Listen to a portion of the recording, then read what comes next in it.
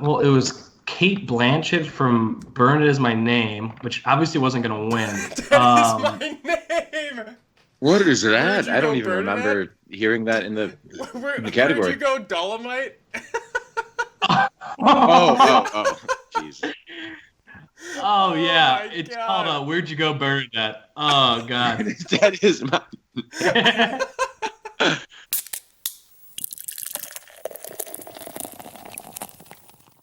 Welcome back, everybody, to episode 67 of the Movie ReBrew podcast. I'm your host, Keegan Holland, and with me is my co-host, Mike Jennison. Howdy, y'all. And I'm your guest, Antonio. Hi. I was going to introduce you, but hey, that's fine. We have a guest. We have a guest. Saved you the trouble. It's in the title.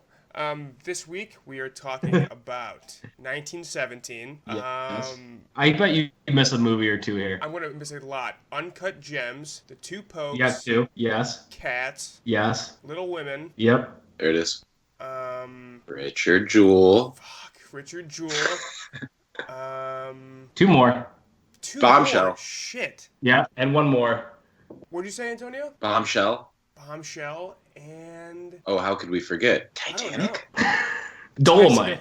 Dolemite is my name. Yes. Dolemite. Oh, and also, I guess I'll get to this later because it ties in with something else. Yeah, so we saw a lot of movies. The reason we've seen so many movies since our last episode is because we recorded one in between that was a retrospective of the decade where we It reviewed was a Little wonderful Women, podcast.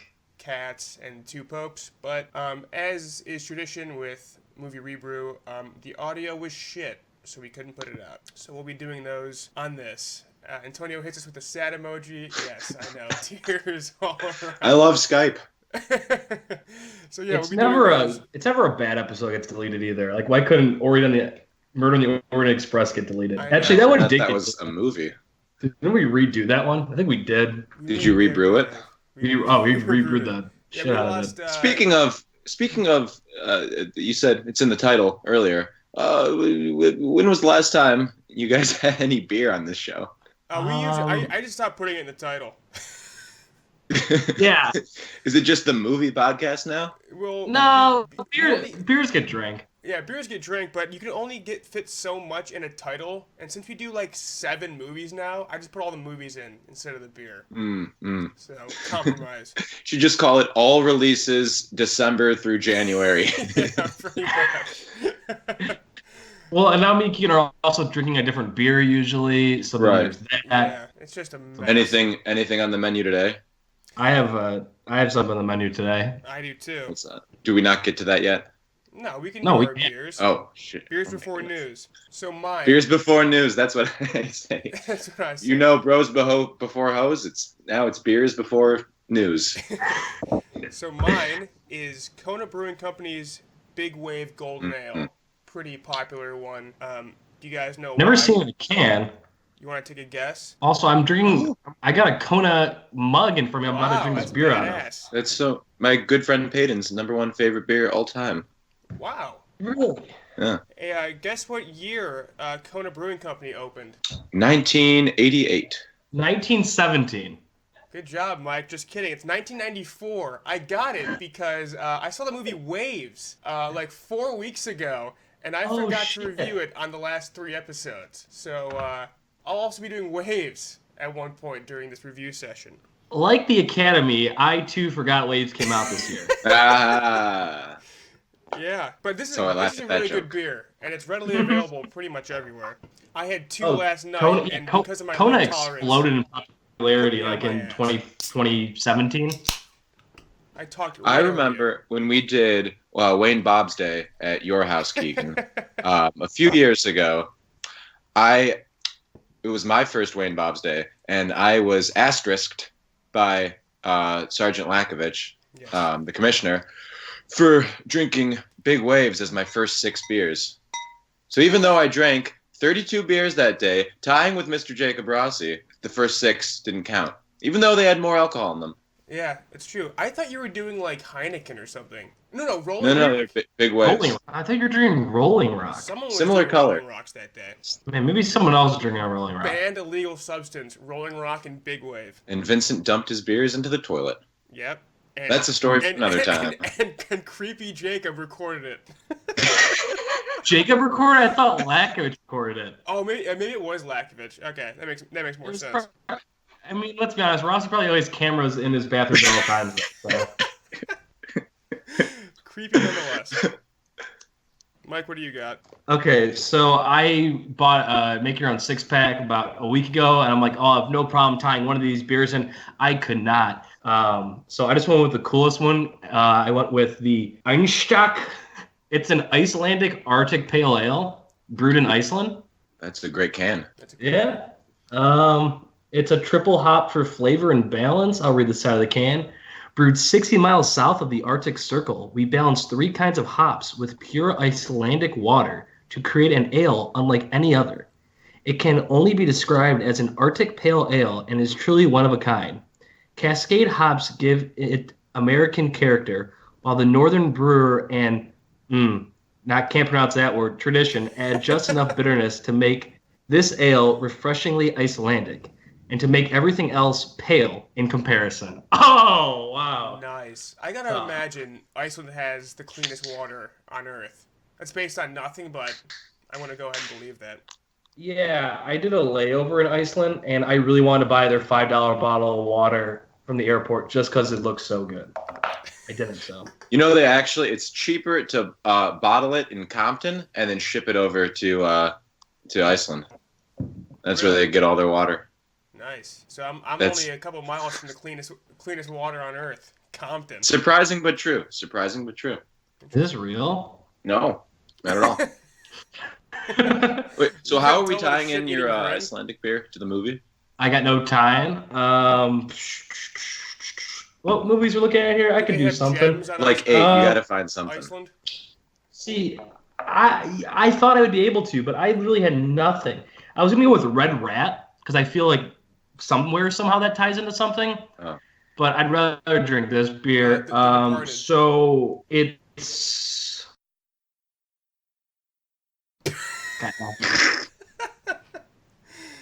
All right. Oh well, I've got a good tie-in with mine. I'm drinking a nice big, too big of a pour of the Kirkland Costco brand vodka. Oh my god! Which is allegedly the exact same vodka as Grey Goose, just bottled. And that is true, not like the Compton thing. Yeah. They sell it in a liter and a half or 2 liters for $20, whereas Grey Goose for the same price is like $50, $60. It's really good. The tie-in for the movie is, remember that scene in The Two Popes where Benedict and Francis are railing shots like right before they go pray together? Yeah. I didn't know if we were past spoilers yet, but that was the tie-in. Nice. I've heard that about Grey Goose in like 7 different vodkas, but I believe it because Grey Goose is shit. I don't know. Their marketing team is like top notch. This is really smooth, and I have a lot. I mean, I have a lot to finish here. You're gonna be ripped by the end of this. Yeah, it's gonna be a great podcast. All right. I'm pumped. Mike, I hope you got news because that's what we're going to next. We're going news. Okay. Good evening. I'm Will McAvoy. I'm Evan Baxter, and here's what's making news. Good evening. I'm Ron Burgundy, and this is what's happening in your world tonight. Can I give a rundown of my top 10 movies of the decade since they got cut last time, real quick? Yeah, go for it. All right. 10, 20th Century Woman. 9, Parasite. 8, Nebraska. 7, Whiplash. 6, La La Land. 5, Her. 4, Call Me By Your Name. 3, Inside Llewyn Davis. 2, Silver Linings Playbook. 1, Boyhood. As I predicted feel by better. Everyone. What were you going to say? I said as predicted by everyone with your number 1. That was not surprising at all. Yeah, you got to be on brand, right? Exactly. Okay, so actually a lot of news. Where to begin? Bale is reported to be in the new Thor movie. Christian Bale. Right. I'm sure Keegan's about that, right? Oh my god. Yeah, I'm excited about that. Hopefully he's can edit playing Beta Ray Bill, which is like the horse version of Thor, but who knows? I just hope he has his Welsh accent. I feel like we don't see him with his natural accent enough. Oh, I've heard in interviews that Christian Bale, I don't know if he puts on an accent for interviews, but he sounds like he's from Brooklyn now. Like for the past few years when I hear him talk in public, he has an American accent. There's a bit of that British tinge that comes through, but more or less it seems like he's changed his manner of speaking. I don't know if this is Christian Bale or someone else, but I know some British actor during interviews for the movie, like during the press junket, they speak in an American accent to not throw people off, and then like at home they talk with a Welsh accent. That's so weird. That's him. Bale will, yeah, if he's doing an American movie, he'll talk in an American accent promoting it. Dude's a freak. What? Yeah. Yeah, it's so strange. He's a psycho, but he's an American psycho. Am I right? Heyo. Oh. Yeah. No, I'm. Is this solidified yet, or is this still a rumor? It's reported, like it's not like a rumor, like they're in talks. Oh, no. Not like Yeah. I mean, that'd be sweet. No pen to paper yet, but it's a real thing. I'm surprised he's coming back to superheroes, but I'm sure that paycheck's going to be massive. So That is where the money lies. yeah. I hope he's not a villain, though. I'm sure he will be, but I'd rather him not be a villain. Spice it up a little bit. All these big time actors are one and dones, but they're always one and dones as a villain. Why can't he be like a companion that dies at the end or something? Well, you still want to be one and done, but not as the villain role. Yeah. Yeah, exactly. The two kinds of characters in the Marvel Universe. The one and done villains or the friend who dies at the end. I want a friend who dies at the end. I heard someone on Twitter say it'd be awesome if he's a trainer and gets Thor back into shape, Rocky style. That would be sick. Hell yeah. I could see Taika making a sick montage with those two as well. Yeah, it would be awesome. But yeah, I mean, that's big news. I'm pumped for that. It's got Taika Waititi behind it. Now apparently has Christian Bale attached to it. Natalie Portman's coming back. Yeah. Should be quite the cast. I feel like it could be too bloated for him to be a significant role outside of being the villain. Yeah, I know. And If Tessa he's a Thompson, companion- we assume would still be in it. Yeah, where does he fit in? Though Tessa Thompson might get her own shit. I'm not really quite sure what's going on with her. I don't know. Yeah, because she's the head of Asgard now, so I don't know if she'll be doing adventures and stuff. I guess I should have kicked off the news with this Golden Globes. Yeah, that's where I wanted you to start. The GGs. Yeah, I had written down first on this list too, but for some reason I went with Bale. Cool. I'm Anyway, moving to this position. 1917 won Best Drama. Best Comedy went to... Once Upon a Time. Comedy? Where'd it go to? Once Upon a Time. What's upon a time? Time in Hollywood. Ricky Gervais hosted. What did you guys think of Ricky Gervais hosting? Hilarious. It was Ricky Gervais. I mean, that's exactly what I expected. Yeah, people are like retweeting him as if it's yeah. like some revolutionary thing. It's just he's doing Ricky Gervais, which I mean, it got some laughs from me. Some of it was way too predictable, but I think he's a fine host. Yeah. Tom Hanks' face during the whole monologue was probably funnier than any of the jokes. Yeah. It felt very directed towards like middle America, like the fuck Hollywood crowd, and they ate it up. Like Twitter was going nuts. Like those kind of people were loving it. Yeah. I did like the end of it where he's just like, I don't know. It was very towards middle America, but it was good. It was solid, but you're right. Yeah. It was He very, did a great job of seeming like he didn't want to be there. His comedic timing is impeccable. So he looks funny. like he has the ability to look like he doesn't give a shit about his job, yet perform it like above and beyond what's expected from a host. This is when he would end a joke and immediately go, "Oh, fuck off! I don't care." Yeah, Just like give it no time to breathe at all. Just immediately shot it down. So funny. I liked the James Corden and Judi Dench jokes a lot.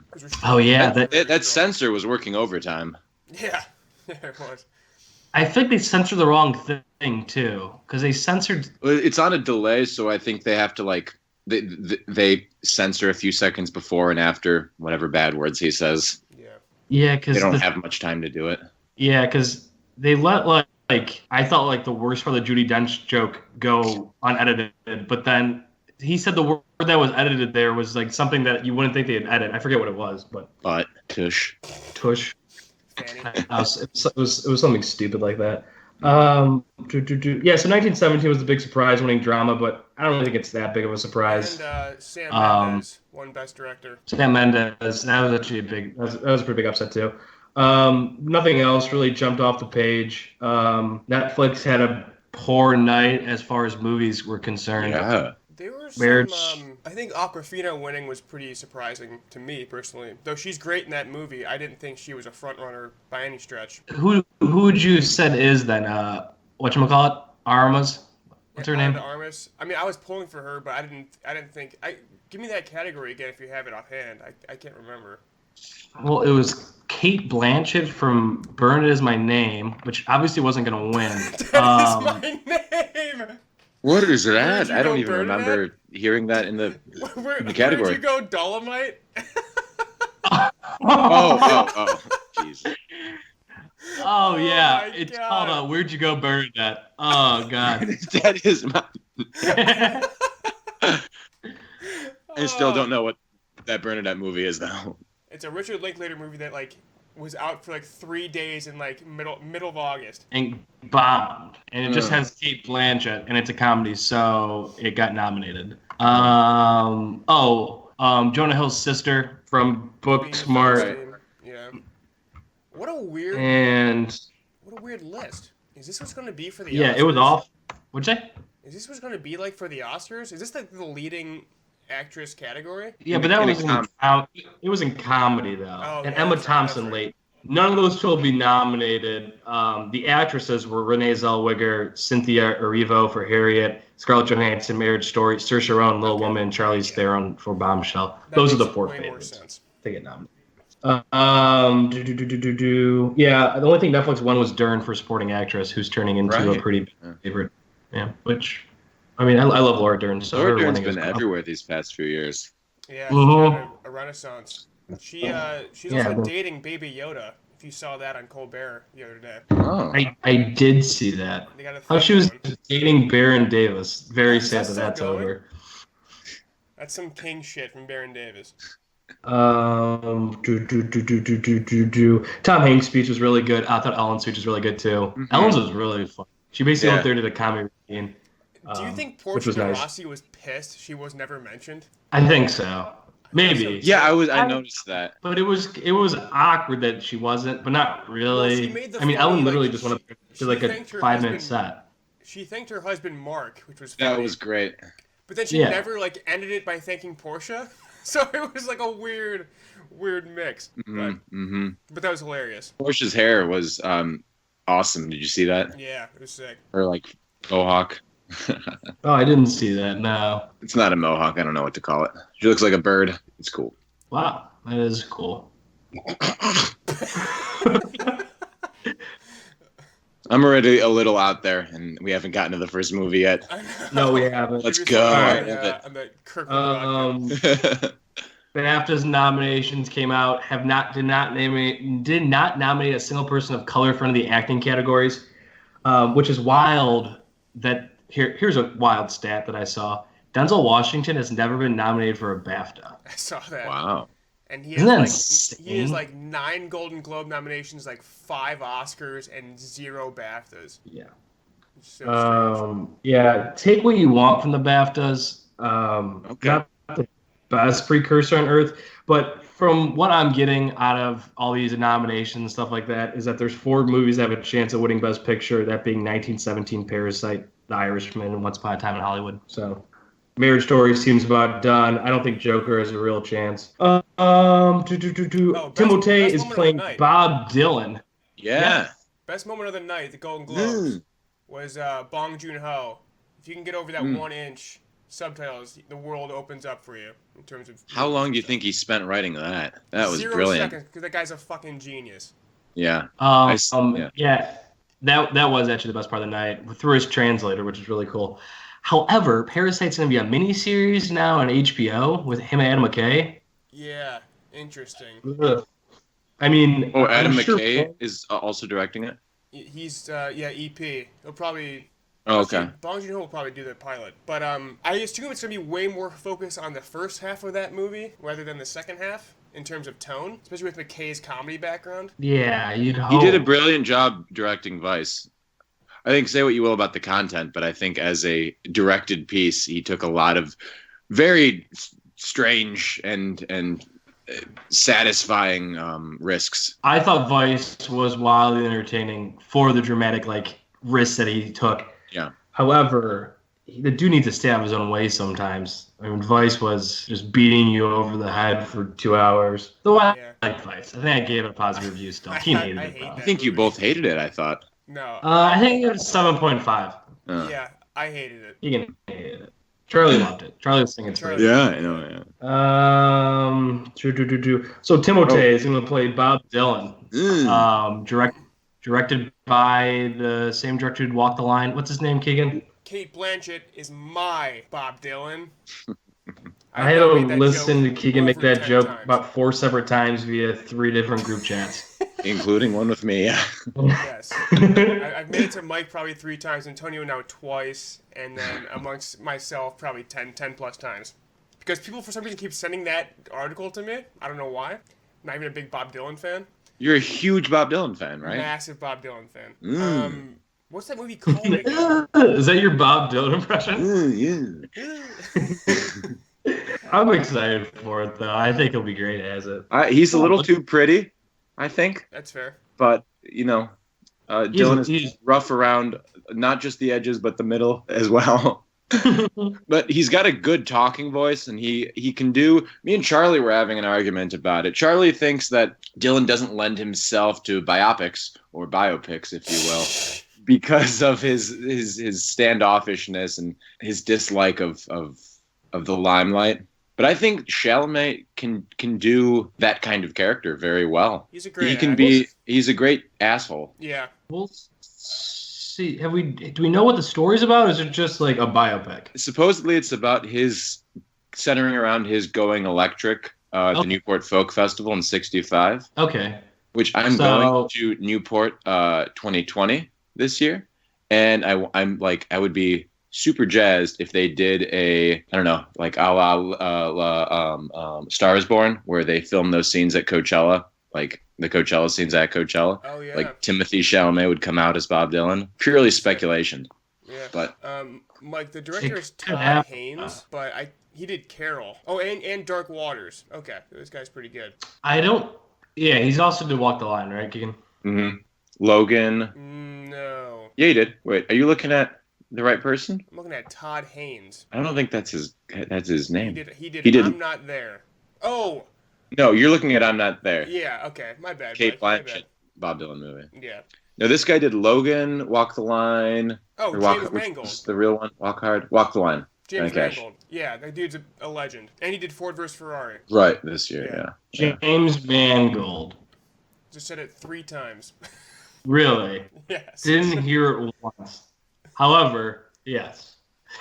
Yeah, so I mean it's got good people behind it. It's got one of the best young actors in Hollywood. It should be good, right? We talked about this in the soundtrack. Did we do soundtrack or score? Soundtrack episode like last year.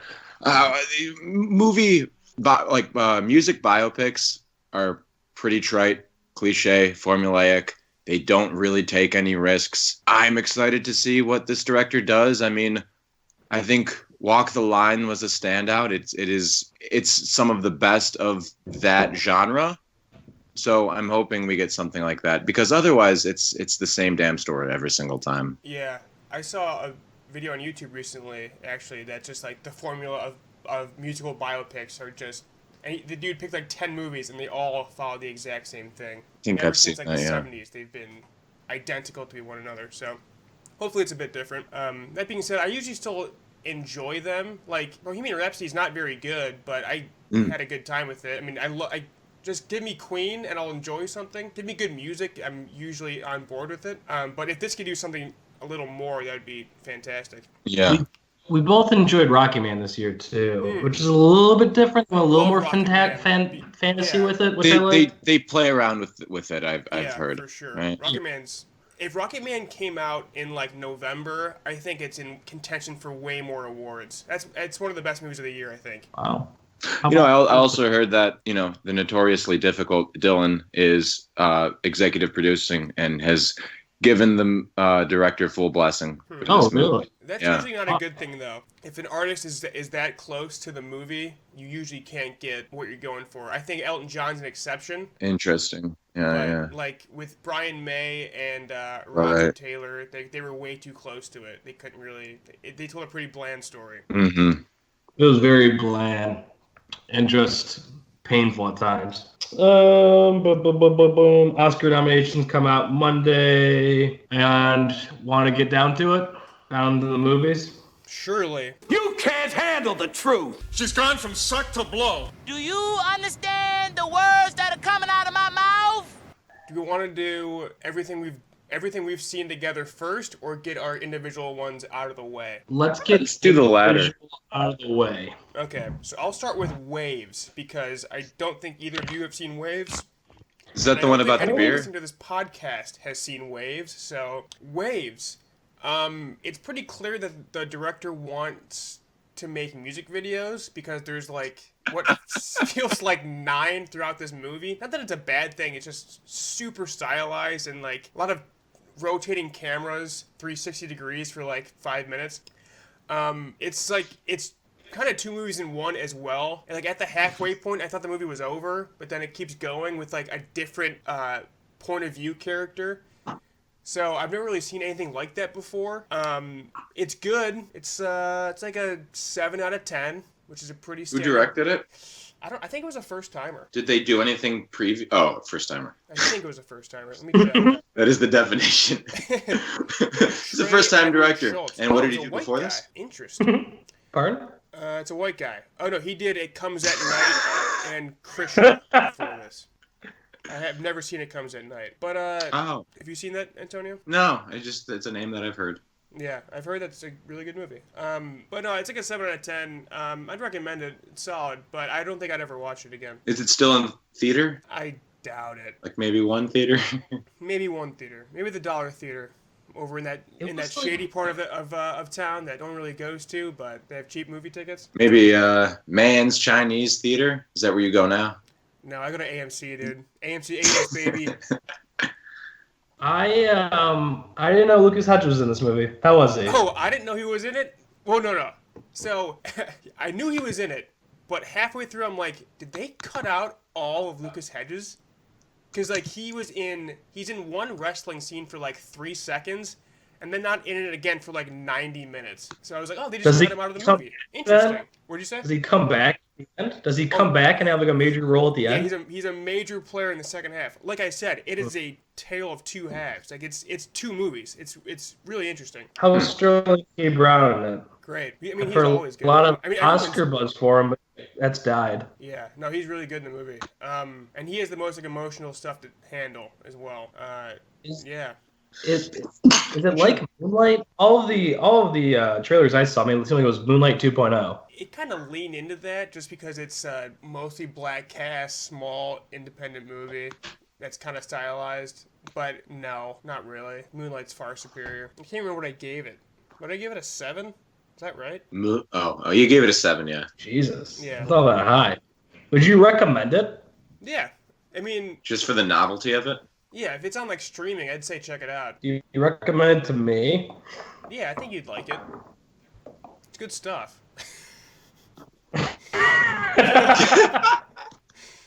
What else? Cool.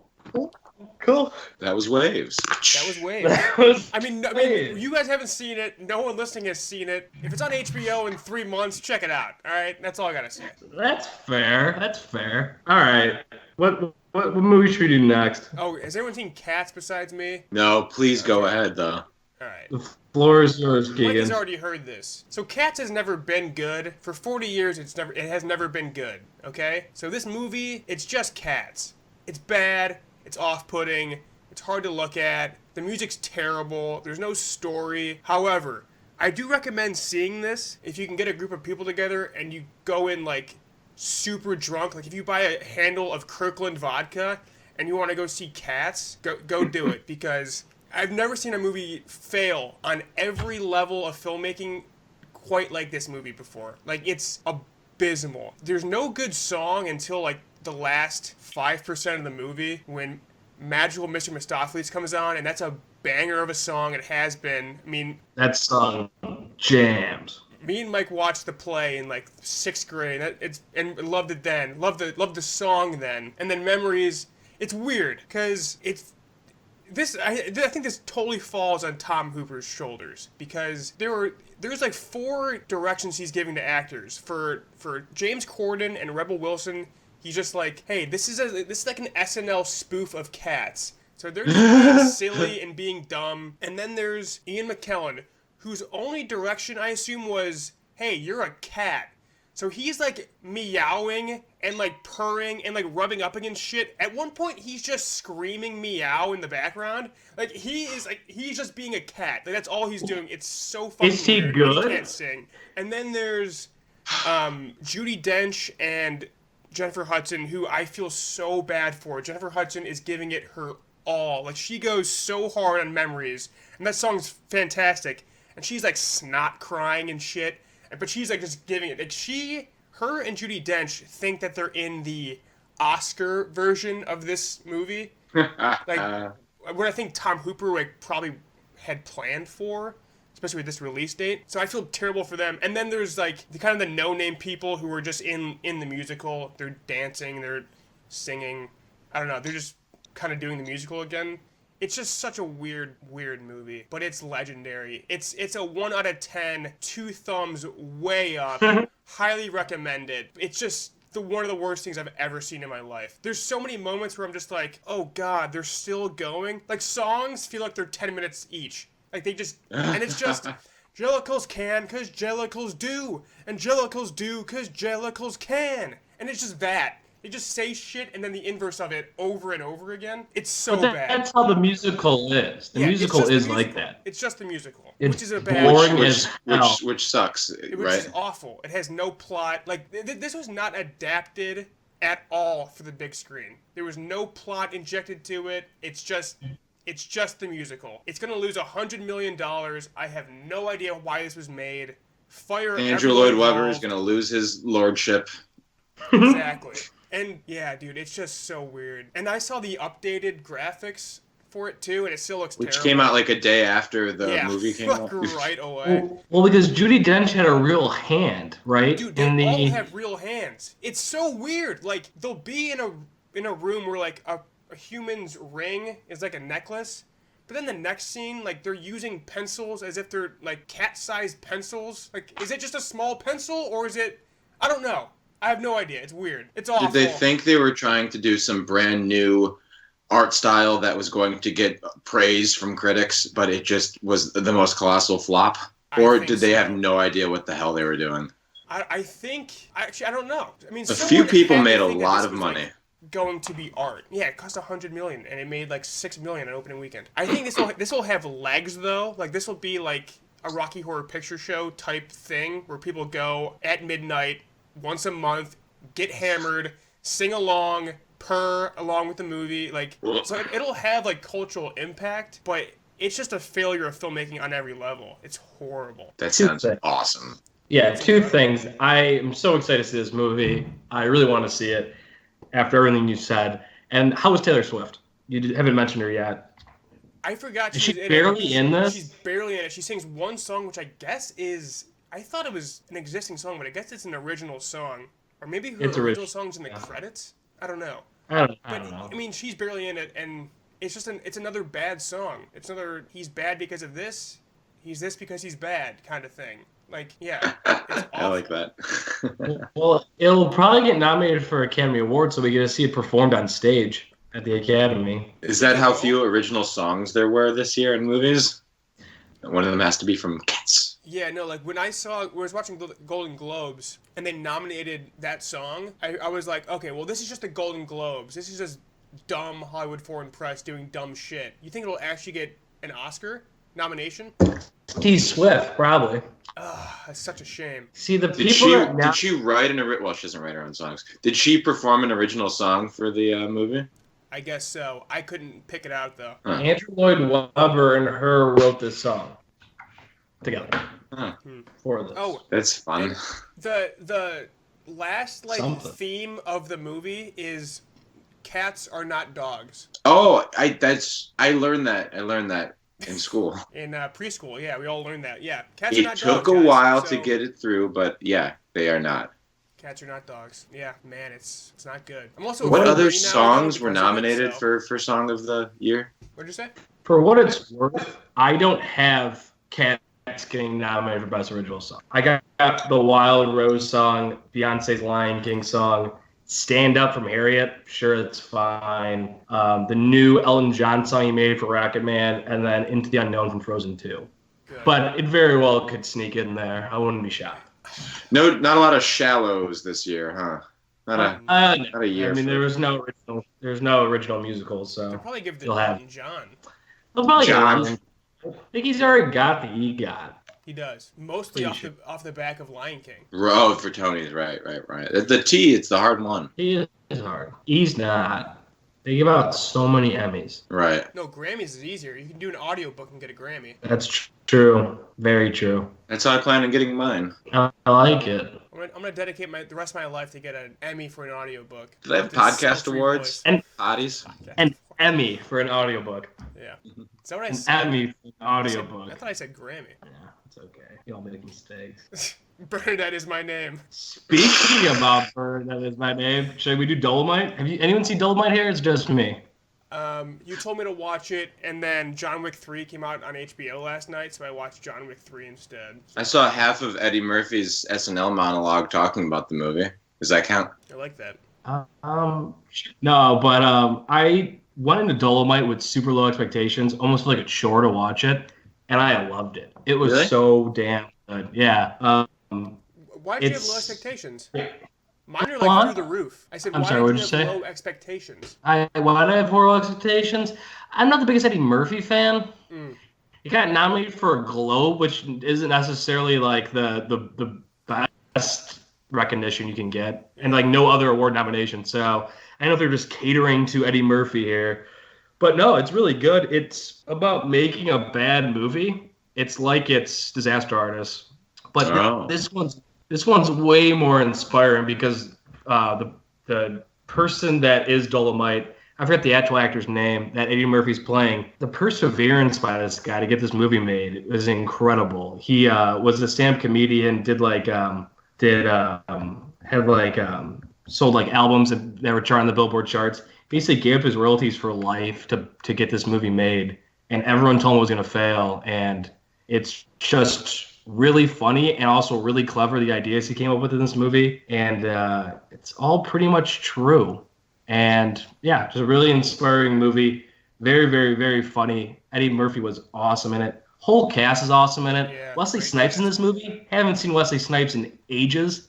It took me about 5 minutes to realize it was Wesley Snipes because I haven't seen him in so long. T.I. was one of like the actors mentioned like first on the cast, and he's in this movie for 2 scenes though. Disappointing. Wanted to see T.I. Damn. But yeah, highly recommended. Probably the most I laughed in a movie this year, I want to say. Really good stuff. Really? I think it's better than Disaster Artist as far as just like maybe not as funny, but way more inspiring movie. Because Tommy Wiseau is kind of a bad person at the heart of it, where Dolemite's like the opposite. Just like a pure-hearted, just a guy who's like 50 years old but always wanted to be famous and always wanted to like make people laugh, basically. And to finally like break through at the age of 55 is just pretty sad. When does this take place? Takes place, I want to say 1973. Oh, so early this to man mid-70s. he's currently a dead man. Yeah, he died like in the mid-2000s. Okay. Well, rest in peace to him. Yeah, I mean, And this was a sequel. Go ahead. You're basically verifying everything I've heard so far. I've only heard that it's amazing, and it's like one of the best movies of the year. So John Wick 3, though, you know, my mistress pulled me away. This was a Netflix original, right? Yeah. Which also kind of made me a little skeptical too. They've had a good. Hey, year, they had 2 great movies this year. They did 3, 4, maybe. I think 4. Yeah. What was Irishman, the 4th one? Irishman, 2 Popes, Marriage Story, this. Popes, right. Popes. I'll give this an 8.5. I would like to watch this again. I was quoting this movie for like weeks afterwards. I saw it 10 days ago. So since then. But the recurring line he says is, Dolemite is my name and kicking motherfuckers' ass is my game or something like that. Says it like 5 million times in the movie, and every time it delivers. So, Was this a sequel to Call Me By Your Name? yes. My name is Dolemite. Yes. Yeah. It's their name is love Dolemite. child who Still ends not up being the title. Dolemite. Vodka nearly all over the screen. That was my water cup. This is my Okay, vodka cup. good. He drinks the water cup. He drinks the vodka cup. He spits Me and out the Keegan water. once did Jumbo Wumbo shots, and it was just the worst thing. Anyone could have experienced. I think Rossi dry heaved over a garbage can for about 30 minutes. The saving grace of Chumbawamba shots, if they were reordered in any other way, if it did not end with cider drink, What's the order? whiskey, Drinks to vodka, whiskey drink? lager, cider. A lager drink. So it's a shot of whiskey, a shot of vodka, an entire lager beer, and then a shot of lager. Shot of beer, and then a shot of cider. shot of beer. Yeah. Yeah, I never did it. You do it as the song goes. Oh fuck, that's quick. Yeah, it's quick. And they're back to back. They're really back to back. It sucks. But like, if cider was anywhere else besides fourth, that's an impossible task. Keegan's other mistress. You need to hard finish. cider. Yeah, my other mistress. Golden no, it's the whiskey and vodka drink shots back to back. That's just like there's no coming back from that. I just got shivers thinking about it. Ooh. Okay. Times, man, good times. All right. Anyone see Richard Jewell here, or am I by myself here again? I didn't see it. I think. Did you see it, Antonio? No. All right. I'm going to compare and contrast Bombshell and Richard Jewell because it seems fitting. Well, I saw Bombshell. 2 and 1. Yeah. I saw Bombshell. Have both you seen Bombshell? Neither of us. Or as in, I'll speak for myself. Me, I have not. Keegan's seen Bombshell. Bombshell. So you can interject, Keegan, as I talk here. Okay. So one is by Clint Eastwood, Richard Jewell, who is libertarian, Republican. You know, he makes movies skewed towards the right. One talks to the chair. Yeah, talks to a chair. One movie's Bombshell. It's this year's Vice. It's very leans to the left, and is kind of a shot at Fox News and. What's his name, Keegan? Richard Ailes. Yeah. Roger Ailes. Roger Ailes. Yeah. Roger and the whole sexual assault thing that happened at Fox News. I give a thumbs up to both of them, but Bombshell barely. Really? Yeah. Bombshell, they're both trying to get their agenda across, but Bombshell takes shots at Fox News that just are unnecessary. Kate McKinnon's character twice says, you know what it's like to be a gay person and work at Fox News, which I guess openly gay people work at Fox News all the time.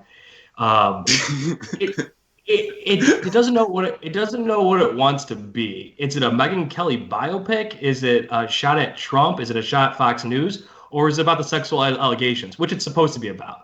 When they're about the sexual allegations, this movie's very, very good. When it's about everything else, it just feels disastrous. There's well, I'll speak about Bombshell before we get to Jewell. I think there's great performances in it. Like John Lithgow is great as Roger Ailes. Charlize Theron is just Megyn Kelly. Like, it's crazy how much she looks like her, sounds like her. Though, is that how Megyn Kelly talks off the air? Because it feels like she has a broadcast voice, and she's just doing the broadcast voice all the time, which is kind of, I got used to it eventually, but it's just weird. Margot Robbie's great. Nicole Kidman's barely in the movie. And it should be her story, but it's Nicole Kidman, or yeah, it should be Kidman's story, but it's not. She's barely in it even. Who does she play? She plays the big-haired. Oh, what the fuck's her name? Mike, you got that? I'll get it up in a second. Okay. But there are like scenes of sexual harassment that are just so powerful and tense in this movie. Like, one of the best scenes is a scene between Margot Robbie and John Lithgow alone in a room, and it's like, it's so good. It's so good. One of the best scenes of the year. But then the rest of it is just not great. I really don't know how else to put it. Yeah. Also, another scene I liked about like the whole sexual assault thing was the voiceover part. It was like a flashback talking about the other Fox News person or whatever, and the woman at the bar or whatever, and it's the voiceover of like her thought process going through this, and like her trying to get herself out of this situation where a guy's like hitting on her and trying to have sex with her, and she's like, okay, just be nice to him, and like all this stuff that's going through her head. I thought that was powerful as all too, along with the scene about Margot Robbie that Keegan brought up. Nicole Kidman plays Gretchen Carlson. Yep. Gretchen Carlson. Okay, yeah. Yeah, this is for some reason, like, you follow Megyn Kelly and her spouse and her children at some points, which doesn't seem necessary. There's parts of them showing Trump's tweets at Megyn Kelly, which just, how does this tie into anything? Margot Robbie seems like she's like 5 different characters.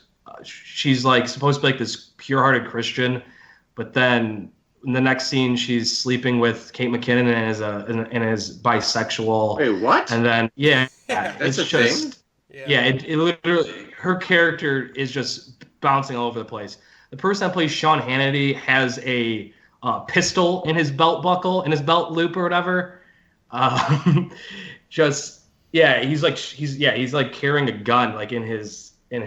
Do we like, know? in his belt. Do we have a fact checker? Do we know how close these things are to reality? Because it sounds legitimate. A lot of, I mean, Fox news anchors in general, these television personalities are real life cartoon characters. I could totally see Hannity having just carrying a gun to work. Take your gun to work looked day. it up, and I couldn't find anything on Hannity with the gun. I actually looked that one up because I didn't know Megyn Kelly was bisexual. And what did she? No, not Megyn Kelly. Margot. Margot Robbie's character. Yeah. Sorry. Who's not real. It's just she's based off like a couple people's stories.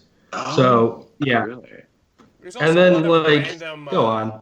Random cameos. Like Stephen Root's in this for like 3 seconds. The always therapist from delightful. Big Little Lies is with reunion with Nicole Kidman for like 3 seconds. Alice E for like 3 seconds. There's just a bunch of random people mixed in throughout. Does Stephen Root play a lovable but mentally ill Southern gentleman? No, he plays a lawyer, actually. Very against type for him. Yeah. I wish he would have won that Emmy for Barry, but that's a different story. Yeah. Yeah, so I think it could have been a good movie, but it just kind of it didn't know exactly what it wanted to tell and just kind of fell into these weird shots that just felt unnecessary at times. Score? Did sexual assault great. Everything else was kind of a disaster. I get a 6.5 though, because when it's good, it's really good actually. When it's bad, it sucks. But when it's good, it's really good. And they kind of tie it together, sort of. Voiceover by Margot Robbie at the end, which kind of helps. Yeah, Keegan? I gave it a 6 out of 10 just for the performances. Those few scenes that are exceptional. Kind of a thumbs down though. I think it kind of missed the mark. I think it could have been way better than it was. I wouldn't really recommend it either. Really? Yeah, it's just. I don't really want to. I would never watch it again. I wouldn't really recommend it either. I give it a thumbs up, I guess, just barely. But yeah, should have been way better. And then Richard Jewell is just kind of one of those throwback kind of movies that Clint Eastwood made that it felt like it was almost a 90s movie in a good way. Just a really true story about a I don't know, a real, like, I guess American hero in Richard Jewell who was falsely accused. And my dad thought that he was still guilty up until seeing this movie. And what exactly? Was, what's the story? While I be very unprofessional and run to the bathroom. The premise of this movie is about a bombing that happened during the Atlantic Olympics. Richard Jewell was a security guard and helped recognize the bomb and got people to safety. And then he was accused of possibly planning the bomb. So the agenda that Clint Eastwood's trying to portray here is that journalism is like an evil and dirty like business, I guess, or profession. And there's so many times where they say something negative about journalism. And it almost kind of gets sidetracked to the matter at hand, which is a really good, real story. So just like Bombshell, when it's focusing on the actual matter at hand, this movie is very good. When it's not, it can be kind of annoying at times. There's a quid pro quo line in this, which was so forced, and it almost made me want to throw up. Rockwell says, "This is a quid pro quo. Here's $5." And Richard Jewell goes, "Quid pro quo," and Sam Rockwell goes, "Yes, this for that. Promise me when you're a cop, you won't be a douche," or something like that. I agree. Oh my God. But it doesn't really get anywhere close as much sidetracked as Bombshell does. Terrifically acted. Sam Rockwell, I would have as one of my top 5 best supporting acting performances, who's just awesome at everything. So I'll give this a 7.8. I do recommend this to pretty much anybody. And the lead actor, who is in I, Tonya, is also wonderful in this movie. He was kind of built to play this role. He looks a lot like Richard Jewell. So there was a huge controversy surrounding Olivia Wilde's portrayal. Mm-hmm. Do you right. understand that now? Yeah. So Olivia Wilde's character in this movie has sex with John Hamm. John Hamm's character to get basically the scoop that Richard Jewell is the number one suspect from the CIA about this. FBI, I forget. One of them. And yeah, so they have sex, and then she runs the story that Richard Jewell is the number one suspect. It didn't necessarily go down like that. We don't think that Olivia Wilde, who's actually playing a real journalist in this movie, actually solicited sex to get information. However, the person that she's based on is dead. It's been long gone, died in like 2001. And the people close to her said that she would have had no problem with the portrayal that she was, because she was kind of a hustle and bustle journalism. And the fact that Olivia Wilde was playing her, she probably would have thought was really cool. She was kind of more of a wild person, I guess. But yeah, I mean, like Olivia. The family of it, who was playing the character, had no issue with it either, saying that they liked the portrayal. So people were upset, film critics were upset about that portrayal, but it seemed like no one else really, people close to the movie didn't really have a problem with it. Cool. Yep. Richard Jewell. All right. So what next? I think we've all seen the rest. Uncut Gems, Little Woman, Two Popes, 1917. Where do you guys want to go next? Let's go back in time to the year 1917 during the Great War. Yeah, so awesome segue. Mike has kind of shown his hand. If you've been following the Movie ReBrew podcast as of late, he's kind of shown his hand that I don't think Mike likes this movie, but I guess I'll let Mike speak to that. Hot take. Let's see your hand. To say that I don't like this movie, fair. It's really well done. The tweet that Keegan's talking about was someone said that Gravity, Revenant, and 1917 are all basically the same movie. I retweeted that because they kind of are, and I kind of feel about that movie as I do with the other two movies. Extremely well done. Special effects here are crazy good. But I always think when you do a single shot, it's kind of hokey. And I know that they're trying to portray this as Keegan shaking his head. Why are you shaking your head here? I don't think it's hokey. Go ahead. I know what they're trying to do here, because it does take place over, like, the synopsis says 24 hours. 9-mile walk, basically. What'd you say? 8-mile walk? 9-mile mission. 9-mile walk. And like Eminem? Yeah. 8 mile, but yeah. So by not having cuts, it's supposed to make it seem more realistic, and to actually feel like that this isn't taking place over multiple days. Okay, that's fine. However, it gets so ridiculous in what he does that it kind of loses all sense of realism. Especially, and we'll get into spoilers here, so I'll stop right there. But that was kind of my point on it. I still think it's good. I was entertained. I give it a 7.9, but yeah, I was disappointed. So it's a movie about, since we didn't explain the plot, two friends in the British Army, I'm assuming, during World War I, are tasked with delivering a message deep into enemy territory about calling off an attack that's supposed to happen the next morning, which will end up leading into an ambush. And it's these two buddies walking for like an hour and a half, and basically all the events that happen therein. Right? Is that fair? It's like it's an adventure. It's like a Lord of the Rings, Sam and Elijah, Frodo. Sam and Elijah. Yeah. Walking to deliver a message, and booby traps along the way. Yeah.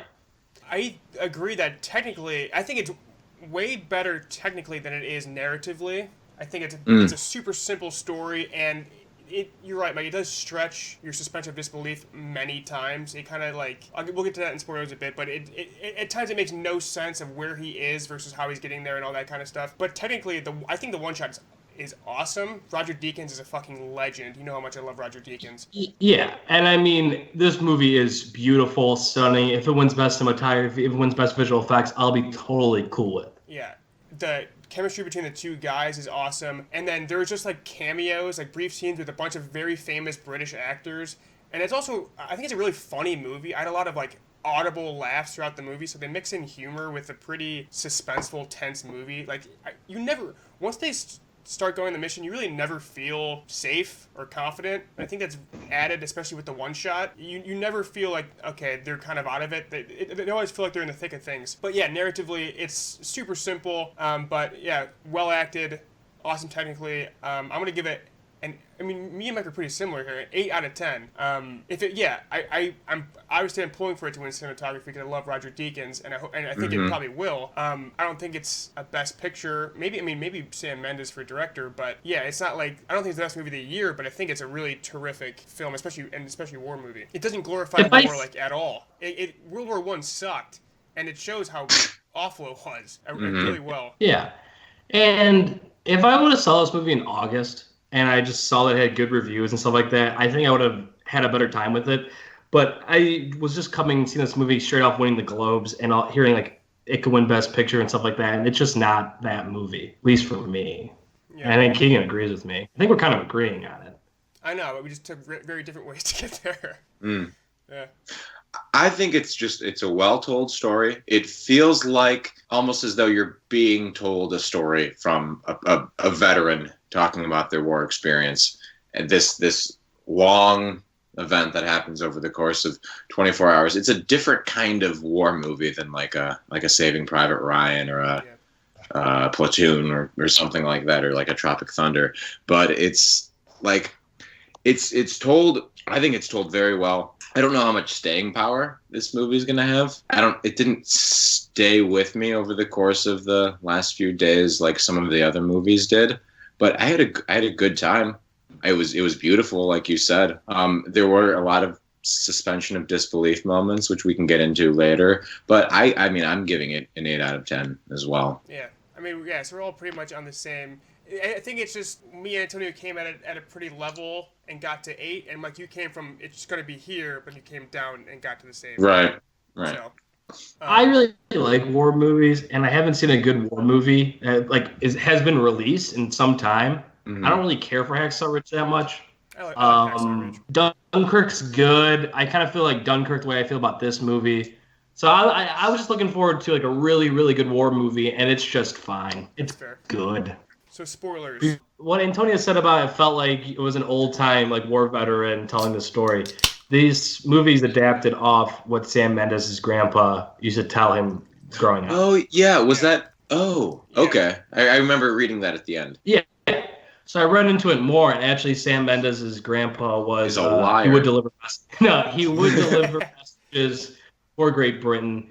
And he had one crazy story that he told in 1917 where this was like loosely adapted off of. He wasn't like, he said in his memoirs, he's like, I wasn't even scratched, but I saw like all this shit go down.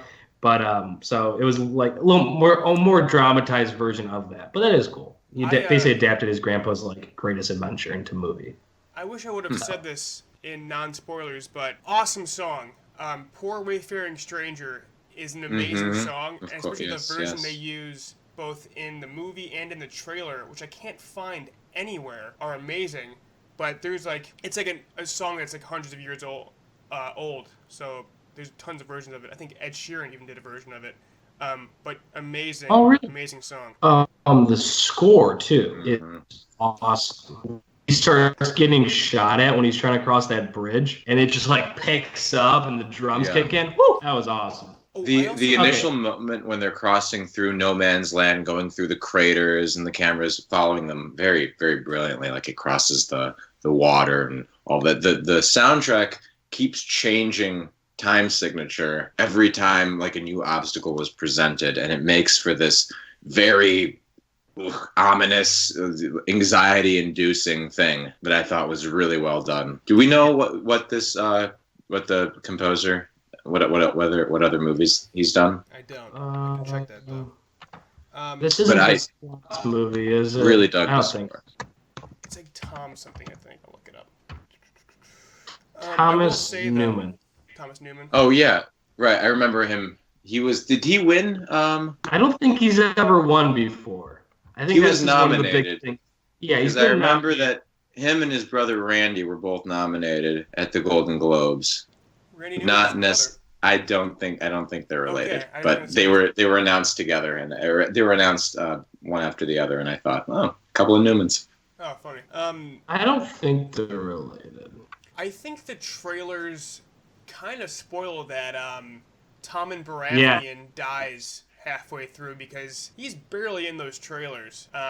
I thought the other guy was gonna die. I didn't really see the trailers, or when I did, I wasn't like paying active attention to them. The only thing that I remember is that there's a plane that comes and hits a barn. Yeah. But I guess that's just a testament to how it's important to not watch trailers. I'm in that camp. I don't know where you guys are. I like to, if I hear that a movie's good from other people, I'll watch it. But other than that, I don't like it to be spoiled, besides maybe a teaser. I try not to Yeah. watch them, but this trailer was everywhere, and I see a ton of movies, so Right. it just kind of works out that way. But the scene where the taller guy is running in front of the bunker, Oh, and yeah. it's only him, I'm like, oh, well, then Tommen probably dies. It must be the end scene. Yeah. Right. So that kind of ruined it for me. But I had the same thought process too, Keegan, where I was like, wait, that it's the shorter, fatter guy who's the brother? And I'm like, he must die. That's what went through my head too, which it was all because of the trailers. So that hurt.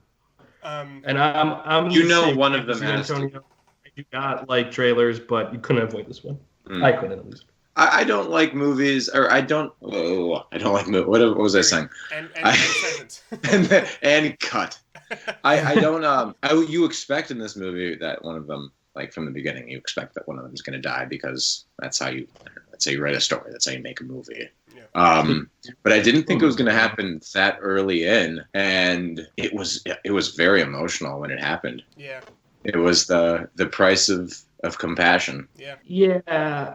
Also, this movie makes the Brits look like they're like pure-hearted, and the Germans are just like dirty rats. I don't love that portrayal either. Mike loves Do you Nazis. guys have an issue with that? Do you guys have an issue with that? I don't know. It's a war movie. Because I mean, it's war. Don't be so one-sided. It's war, baby. What's it good Like for, they, you know? we save them from a burning plane, and then they stab us, and like all this other shit. That upset me too. That was something else that Interesting. kind of ticked me off. That's probably what happened. Yeah. I guess. I don't know. I that didn't upset me too much. I should talk about the cameos.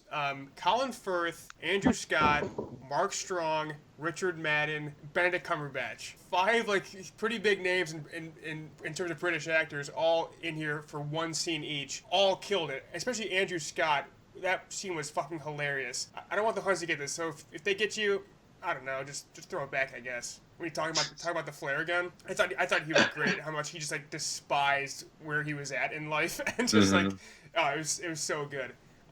But the one that gave me the biggest issue is the Mark Strong section, where our main character did he play? suddenly moves like 6 miles in like 4 steps, and then overnight ends up in the city. That section of the movie is where the one shot kind of loses its charm a bit, because he like walks away from Mark Strong's like trucks and then goes to that house, gets shot at, but they're nowhere near him, and then he gets shot overnight, and then he wakes up and he's like 100 feet from the city that he's supposed to be going to. Oh, so like the scene where they're on the truck for like 10 seconds to tell half of a story, and then they're supposedly miles. Right. Yeah, I didn't like that either. It felt like weird video game fast traveling. Yeah, it was super strange. Because then he crosses into like over the water, like the water bridge thing. Yeah. And then goes into that house. But like the Mark Strong says like the city he's trying to get to is still miles away. Yeah. But he crosses the bridge,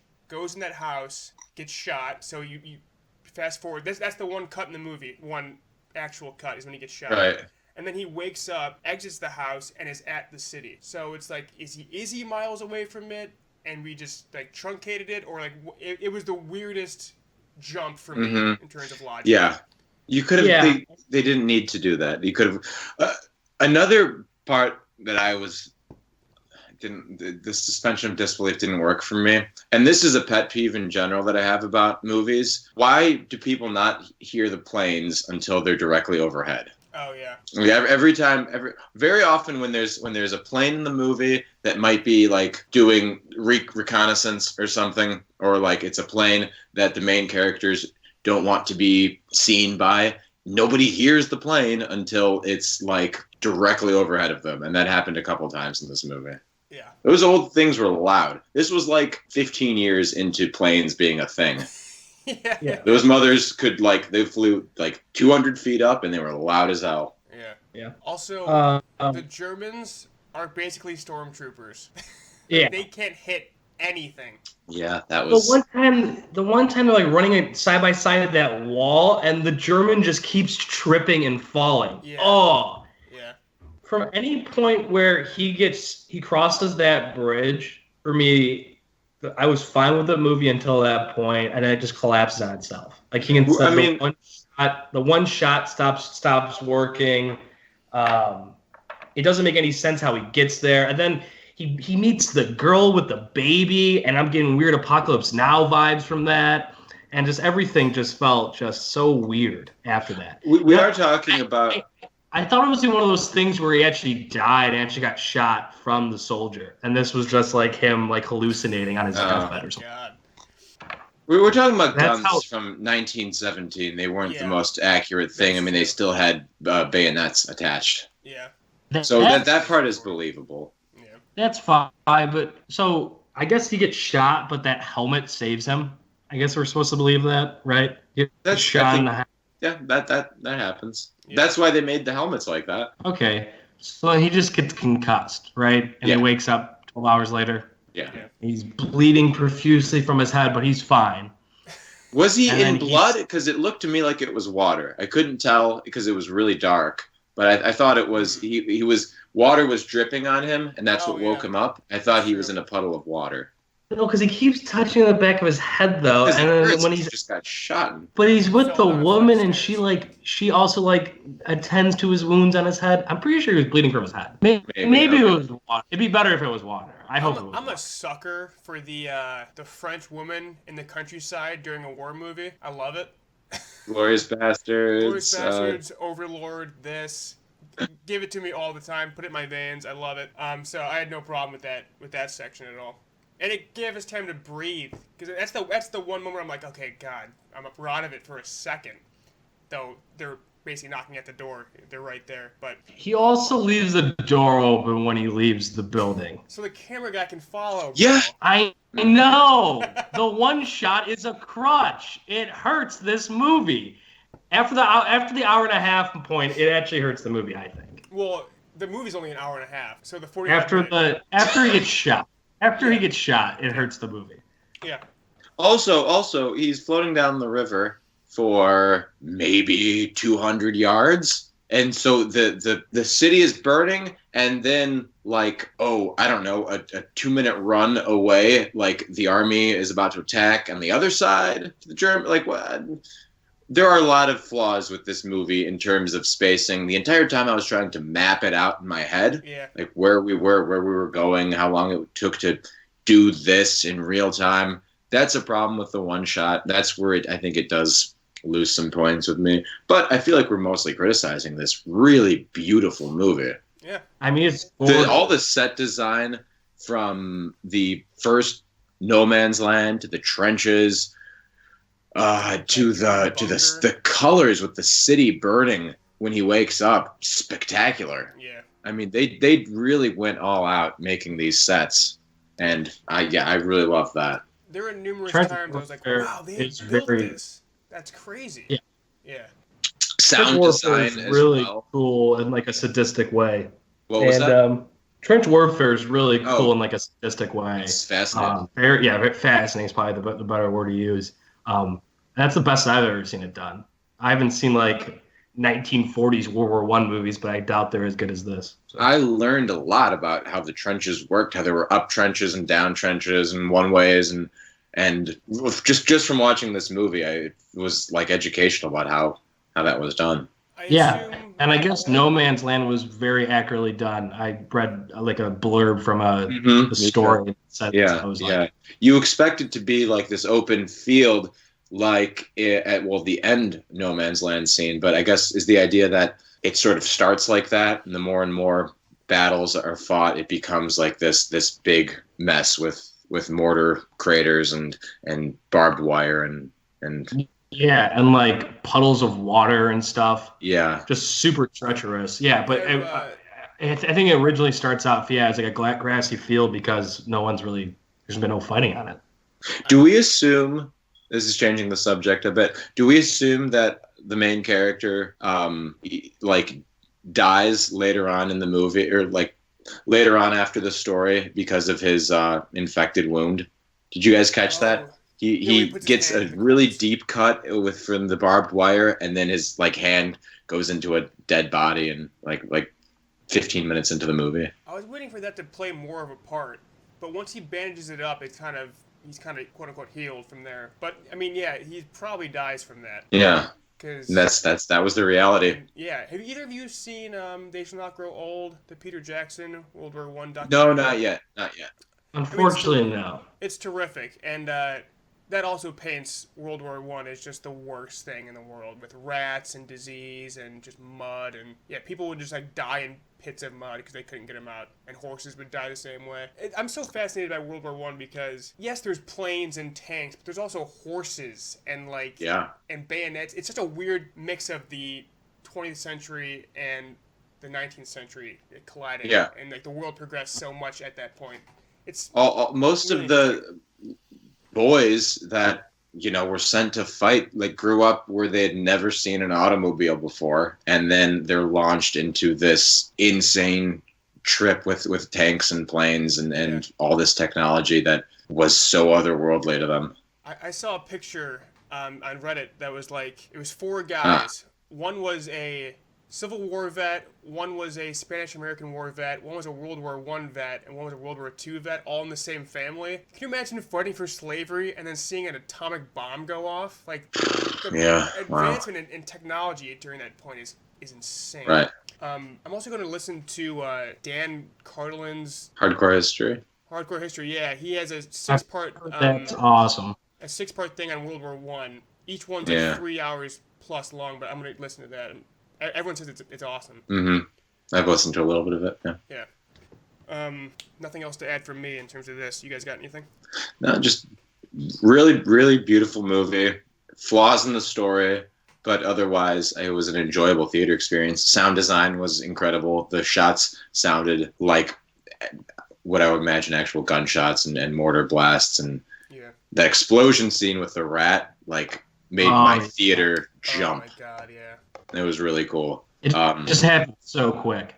Yeah. And then early on they were killing it, and then it just kind of collapses. Mm-hmm. I don't know.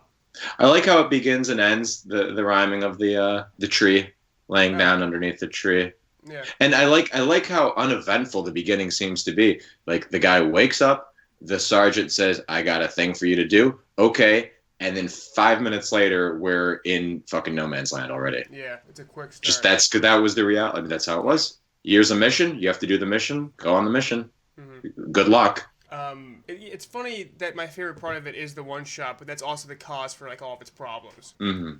But I also don't think it's as good if you take that out of it. Like, if you fix the issues with it, I think you also lessen how good of a movie it is. I think we didn't. It didn't need to be, because it isn't one shot. Like, there's that blackout scene. Yeah. At the end of the second act, and arguably there's the underwater scene, which sort of blacks out, I think, too. And so when they enter that it didn't need to be one shot throughout, because it really wasn't. So there were plenty of times where they could have just cut and reset in all 3 acts. Yeah. But I liked it.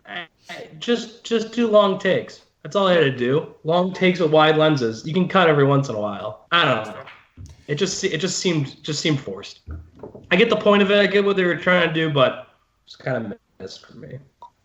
But I do like the movie. I kind of just feel like I shit on this movie for 20 minutes. It's good. It is good. No, we all gave it 8s, I think. Yeah. Yeah. 7.9 for me. Yeah. It's easdy to find criticism, but I mean, I had a good time. I had a great time in the theater. Yeah. Want to do another stressful one? What'd you say? Want to move on to another stressful movie, Uncut Gems? Okay. I still PTSD from this movie. My Yeah. goodness. So, this is Adam Sandler being a Juul seller, gambling addict, crazy person.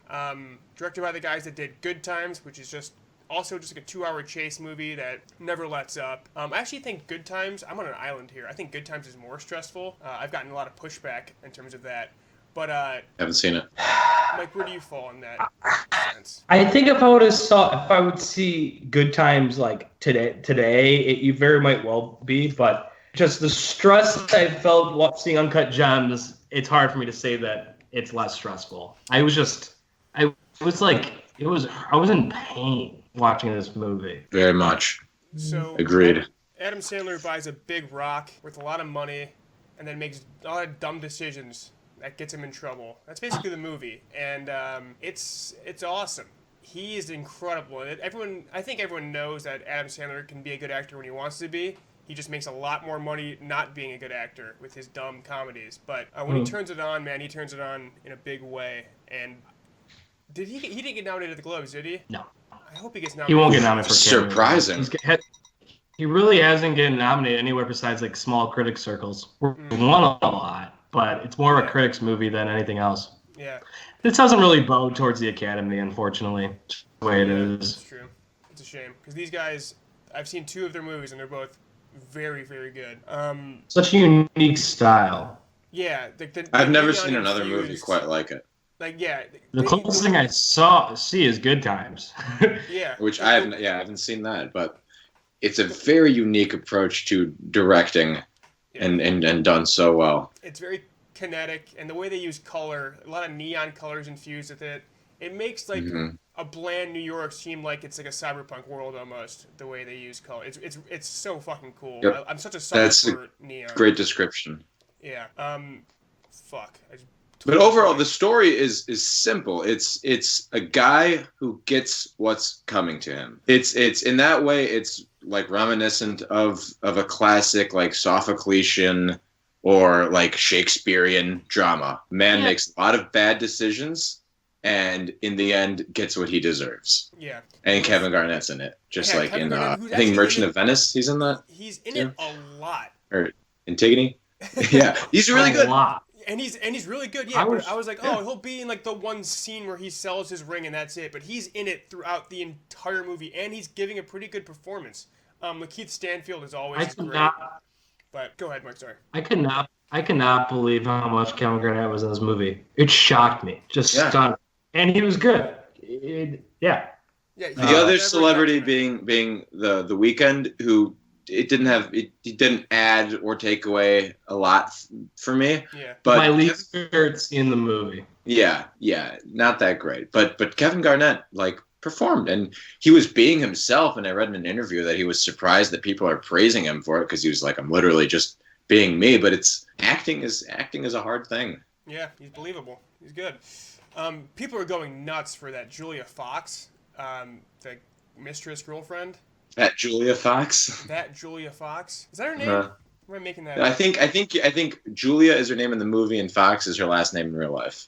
I think you just pulled a Mike Jennison there. No, her name is the same in real life and in the movie. Oh, no shit, really? I think her name's Julia Fox. Yeah, Julia Fox. Yeah. She was not known before this, so I think they just used her first name. Yeah. Cool. People are going nuts for her. I thought she was okay. I guess we'll have to get into spoilers for a lot of the discussion here. But Moving scores. Not to spoil. Scores?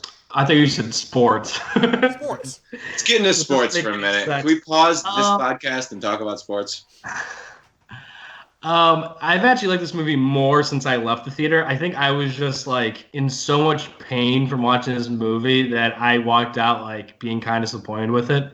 But since then, I've had time to reflect. I'm happy I saw this about a week ago because I've really enjoyed this movie the more I've sat on it. And I give it an 8.5. I'd recommend it to, I guess, a lot of people. My sister saw it and said that she just hated it because how intense it was. So if you suffer from like anxiety, I wouldn't recommend it to you. But pretty much anyone else, go see it. Yeah, this movie might thumbs kill up. my dad if he saw it. Like if there's any like tense scene in the movie, he's out, he's done. And this is that for 2 hours. So yeah, Dad, Don't But say he it. liked Knives Out, and Knives Out was intense. Different, totally different They're thing. totally different. Yeah. This is relentless. Being uncomfortable does not like I as much as I don't like being uncomfortable in a movie, I can appreciate the art. Like Nathan for You as a comedy, it's really extremely difficult to watch because of the cringiness of it, Yeah. but I know that it's brilliant. The same way in this movie, very, very difficult to watch. It was the most movement I've ever had in a theater. You can't see me right now,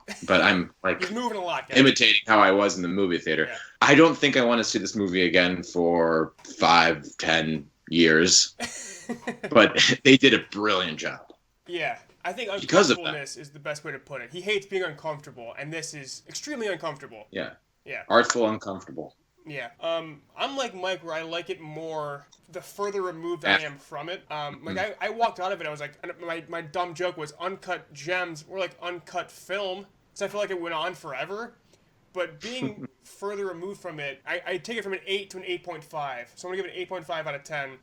I would recommend to everyone, minus my dad, or if you don't like being uncomfortable, I guess. But I don't know, you're seeing the Sandman being like peak Sandman. Like he's fantastic. Oh my God, yeah.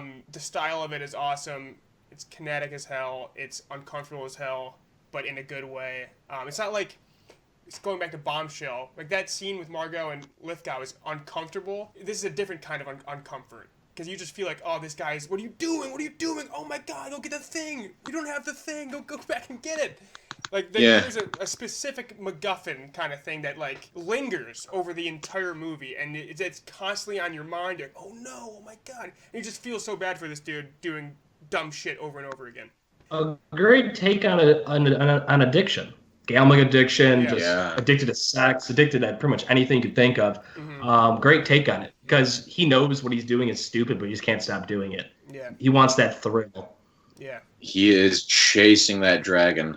And I haven't seen Sandler in, what was it, the Mayorowitz stories? So I've only known him for being a guy who made a career out of going, dumb fucking noises for 20 years. And that voice does kick in sometimes. It There's does, some dramatic but scenes. it's done really well. I can't believe that was him. The movie was so intense that was the last thing on my mind walking out of the theater. And then like a couple hours later, I was like, wow, Adam Sandler was great. Yeah. You lose it because he's so good. I love that scene where his wife says, "You are the most annoying human being I've ever met," while he thinks he's about to she's about to forgive him, and he just has this stupid look on his face. Yeah, so good.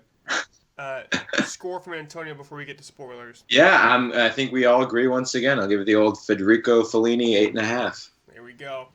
All three of us 8.5. Mm-hmm. Time. We're on the same page today.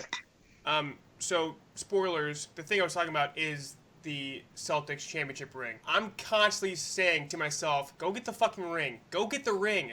Go get the ring." I mean, go get it. You don't have it on you. Go get it right now. And then of course he goes and meets with KG and doesn't have the fucking ring. And it's just like, just like crazy human being. He's a moron. What do you guys think about the ending? I still don't love the ending. I love the ending until we're in spoilers, right? Yeah. Until he gets shot. Though I don't know how else you end this movie. It's just you're about to get paid if you're that guy. You shoot him, and then you shoot the person that you work with, you're friends with.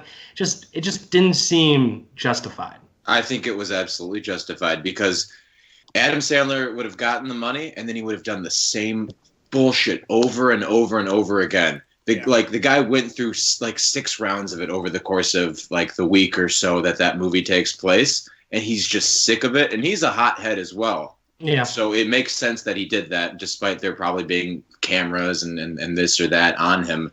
It was very cathartic for me when he gets shot. Well, you finally breathe when he dies. You're like, thank God. Yeah. End of tension is when he pulls the trigger. But yeah. What a moment. Obviously, I didn't want him to die because I like Sandler, even though he's a moron in this, and you should not like him in this movie. But I don't know, I just find him charming and kind of a big goof. But yeah, the dude is clearly just so sick of his shit. Like he's been, I'll get it to you in 5 days for the last like couple weeks. So like, yeah, dude, like you're done. Like you've had your time.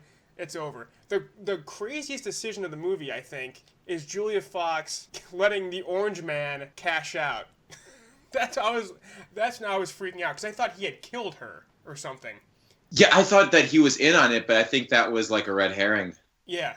Very, very purposely done. He's just like this nice old billionaire who just like wants to hang out with this pretty lady. Yeah, but yeah, when he opened the door and she was there, I was like, oh, thank God. Thank Christ. Yeah. So does she get away with it? Is she okay? Do you think the guys got what they wanted with the hundreds of thousands in jewelry that they take? Yeah. Or do they go after see her? again? Mm-hmm. Yeah. So well, does she know to not go back? Because her plan is to come back with it. Right. So yeah. But by then the guys must be gone. She probably arrives to see a dead body, 2 dead bodies. Yeah. Well, they were supposed to meet at the apartment, so she never would have went back there. Uh-huh. And by that point, she probably goes to the Juul thing, and he's dead. Sees his dead body the next day. I was surprised throughout the entire movie. I was wondering. Yeah, we haven't seen a gun get pulled out this entire film, and that was very surprising. Until like right at the beginning of the third act, where you see, the Chekhov's gun that ends up firing the final bullet. Yeah. Most of the movie was done without gun. What's his brother-in-law from? Just pure bronze. It is his brother-in-law, which was a nice plot twist. I was so confused who he was at first at the party. Like, who's that guy? Like, oh wait, that's the same. Yeah. Watching the Hanukkah scene, I'm like, wow, this celebration's insane. I kind of want to do this. Oh, the tradition, like how they say the plagues and the celery and yeah. Yeah, very cool. It was a nice added thing to it. He sang the song. They put on your yarmulke. They put their pinkies in the wine. I loved it. It wasn't. It was Passover. Yeah. Yes. It was Passover. Yeah. Succession. Okay, that's what he's from. We kind of already hit all the spoiler stuff. I'm trying to think what else. Kind of got nothing. It's a cautionary tale. And the guy got what he deserved for taking advantage of people, for being an addict. I don't know else. Yeah. He is I really loved that climactic scene.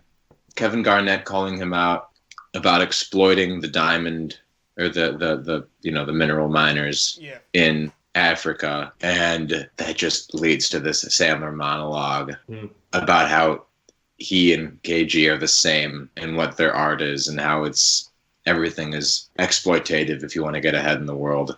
And then that just leads to like Kevin remains blank faced and Sandler's like, we gotta gamble this again. Leads himself to that like awful decision that makes him get moidled. That was not where I expected it to start in the mines getting the rock. Right. Yeah. It gave me a big Casino Royale vibe to start the movie. That was a really disgusting scene. Yeah. The guy's bone exposed. Yeah, that was gross. Yeah, that was interesting. And he's getting colonoscopy and stuff. Yeah. You go through his colon. I hate diamonds. Oh, cool. I hate diamonds for that exact reason. Diamonds? Yeah. Oh yeah, they're awful and they're technically worthless. Worthless. A few big companies control gatekeep the supply of diamonds, and they're not as rare as people think.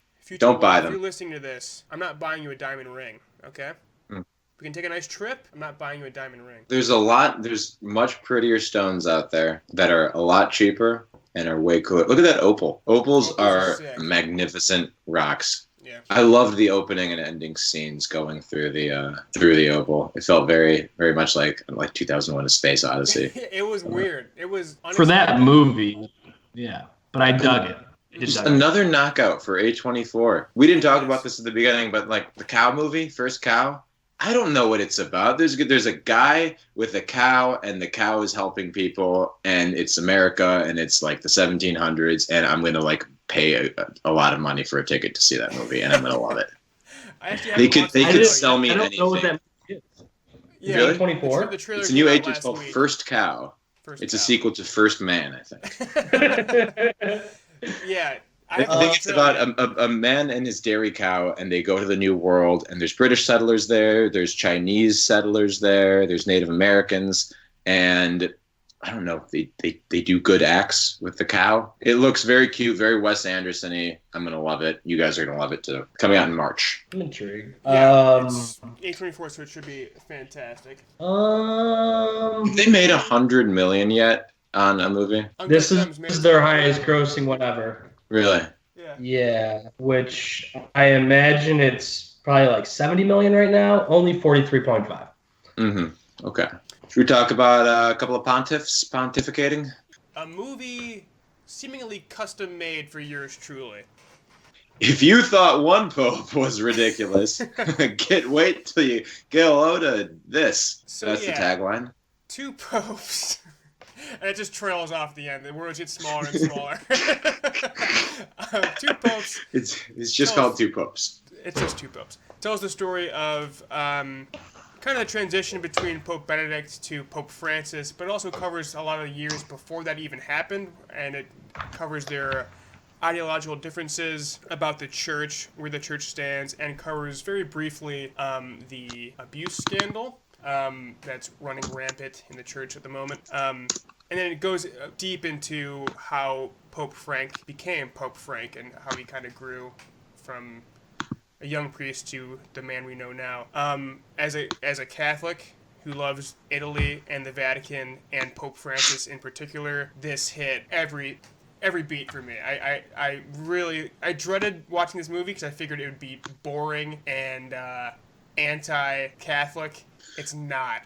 It's lovely and embraces it and covers a lot of topics that I myself have been at odds with the church and whatnot. And it goes into really whether the church should embrace its role as being traditional and conservative and as kind of being a rock, or whether it should grow with the world that it's in. So yeah, for me, 2 Popes was incredible and a movie I've thought about a lot since I saw it over 2 weeks ago. What about you guys? Yeah, I'm still with Keegan. The Catholic Church just got beaten over the head, rightfully so. Yeah. With movies over the last, 10 years. It was refreshing to see something have a little bit of positive light on it. I think all 3 of us are raised Catholic, so you're always pulling for them, though they time and time again let you down. But I also thought this was going to be a snooze fest. I thought it was going to be so boring. And the first 15 minutes, I was laying on my couch like, let's get this over with. Oh, my God, this is so boring. And then the minute they started that conversation in the garden, my ears perked up, and I was just riveted for the next hour and 45 minutes.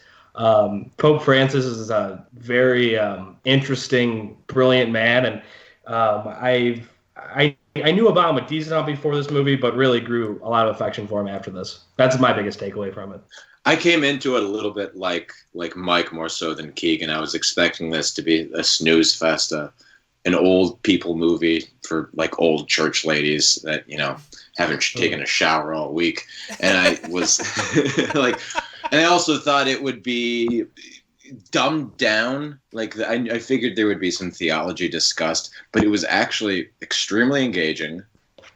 It respected its audience, and you felt like growing up and getting a Catholic education and getting a good theological education, especially, these were concepts that you would expect like men in the church of this stature to actually be discussing. It didn't feel like they were lowering the bar for the audience to understand.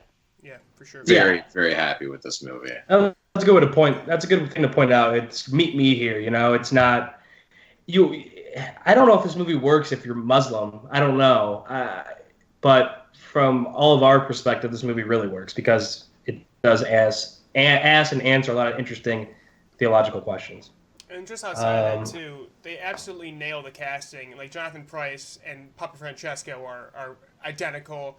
Anthony Hopkins and Pope Benedict are identical. Like, they do a really good job of casting. The setting is beautiful.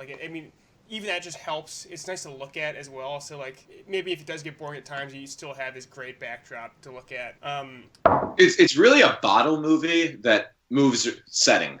It's pontiffs pontificating for an hour and 45 minutes, and it's 25% Bergoglio, Pope Francis biopic.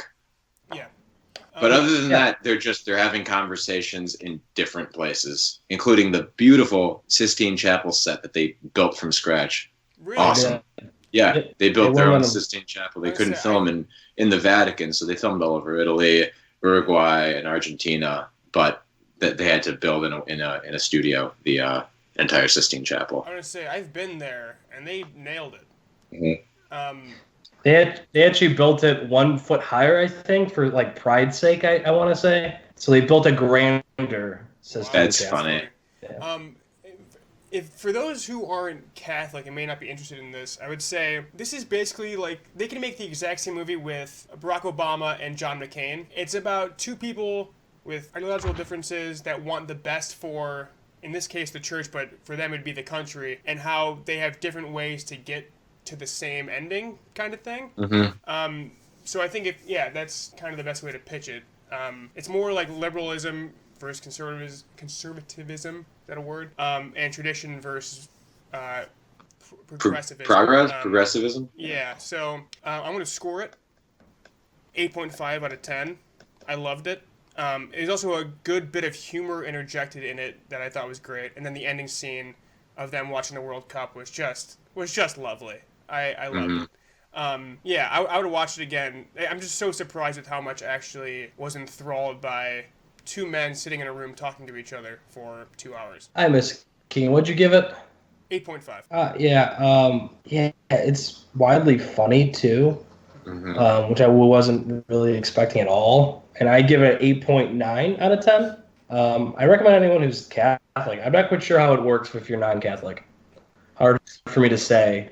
And I would watch it again. I think that if you appreciate religion as a philosophy and as a study, I think it works for really anybody. Yeah. Because it's hard. It's not about the church so much as it is about it's about philosophical ideas that a lot of people can really get behind.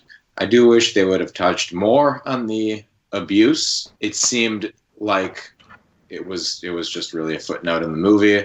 It even was silent at one point when it's finally discussed. The volume cuts out. Right. So probably because we don't know because the They writer probably we don't know who exactly did what. Right. Even though the entire movie is just speculative conversations that these two may or may not have had, when it comes to actually naming who was involved, it cuts out for dramatic effect and to good effect, I think. It's Frank being shocked at what he's hearing. So it works on two levels. But it's not touched upon as much as I wish it would have been. Mm-hmm. But I am so glad that it is covered and it's not brushed aside, much like the church brushed it aside in real life. But I think it could have been touched on a bit more. It humanizes Benedict in a way that I was not expecting. Yeah. He was not painted to be this, old versus new, bad versus good, conservative bad guy versus liberal new good guy. Yeah. He was trying his best with what he was offered and really believing that his God was giving him the tools to operate and he thought he was doing what was best and he was and despite the disagreements that Francis had with him, he respected his office and his position and what he was trying to do. Yeah. You really feel for Pope Benedict. You do. Really do. I was ready to go into the movie because I love Pope Francis and everything he's doing right now. I mean, me and Antonio are Jesuit educated, so a little biased towards him there. But so I was ready to be like, oh yeah, Pope Frank all the way, Benedict bad guy. But I found myself agreeing with Benedict pretty frequently throughout the movie. They paint both sides in a very smart way where it's not just. Yeah, like Antonio said, conservative bad, progressive, good. But yeah, they both make really good points throughout the movie, and I sided with both pretty frequently. So yeah, that was very, very well done. It ain't easy being Pope. That's what I learned. Was there the chair of St. Peter is really uncomfortable. Yeah. There's no Can cushion. you give us an example of a time that you agree with Pope Benedict in particular? In particular, I can tell you when it happens, when they're walking, toward the end of that initial garden scene when they're walking out.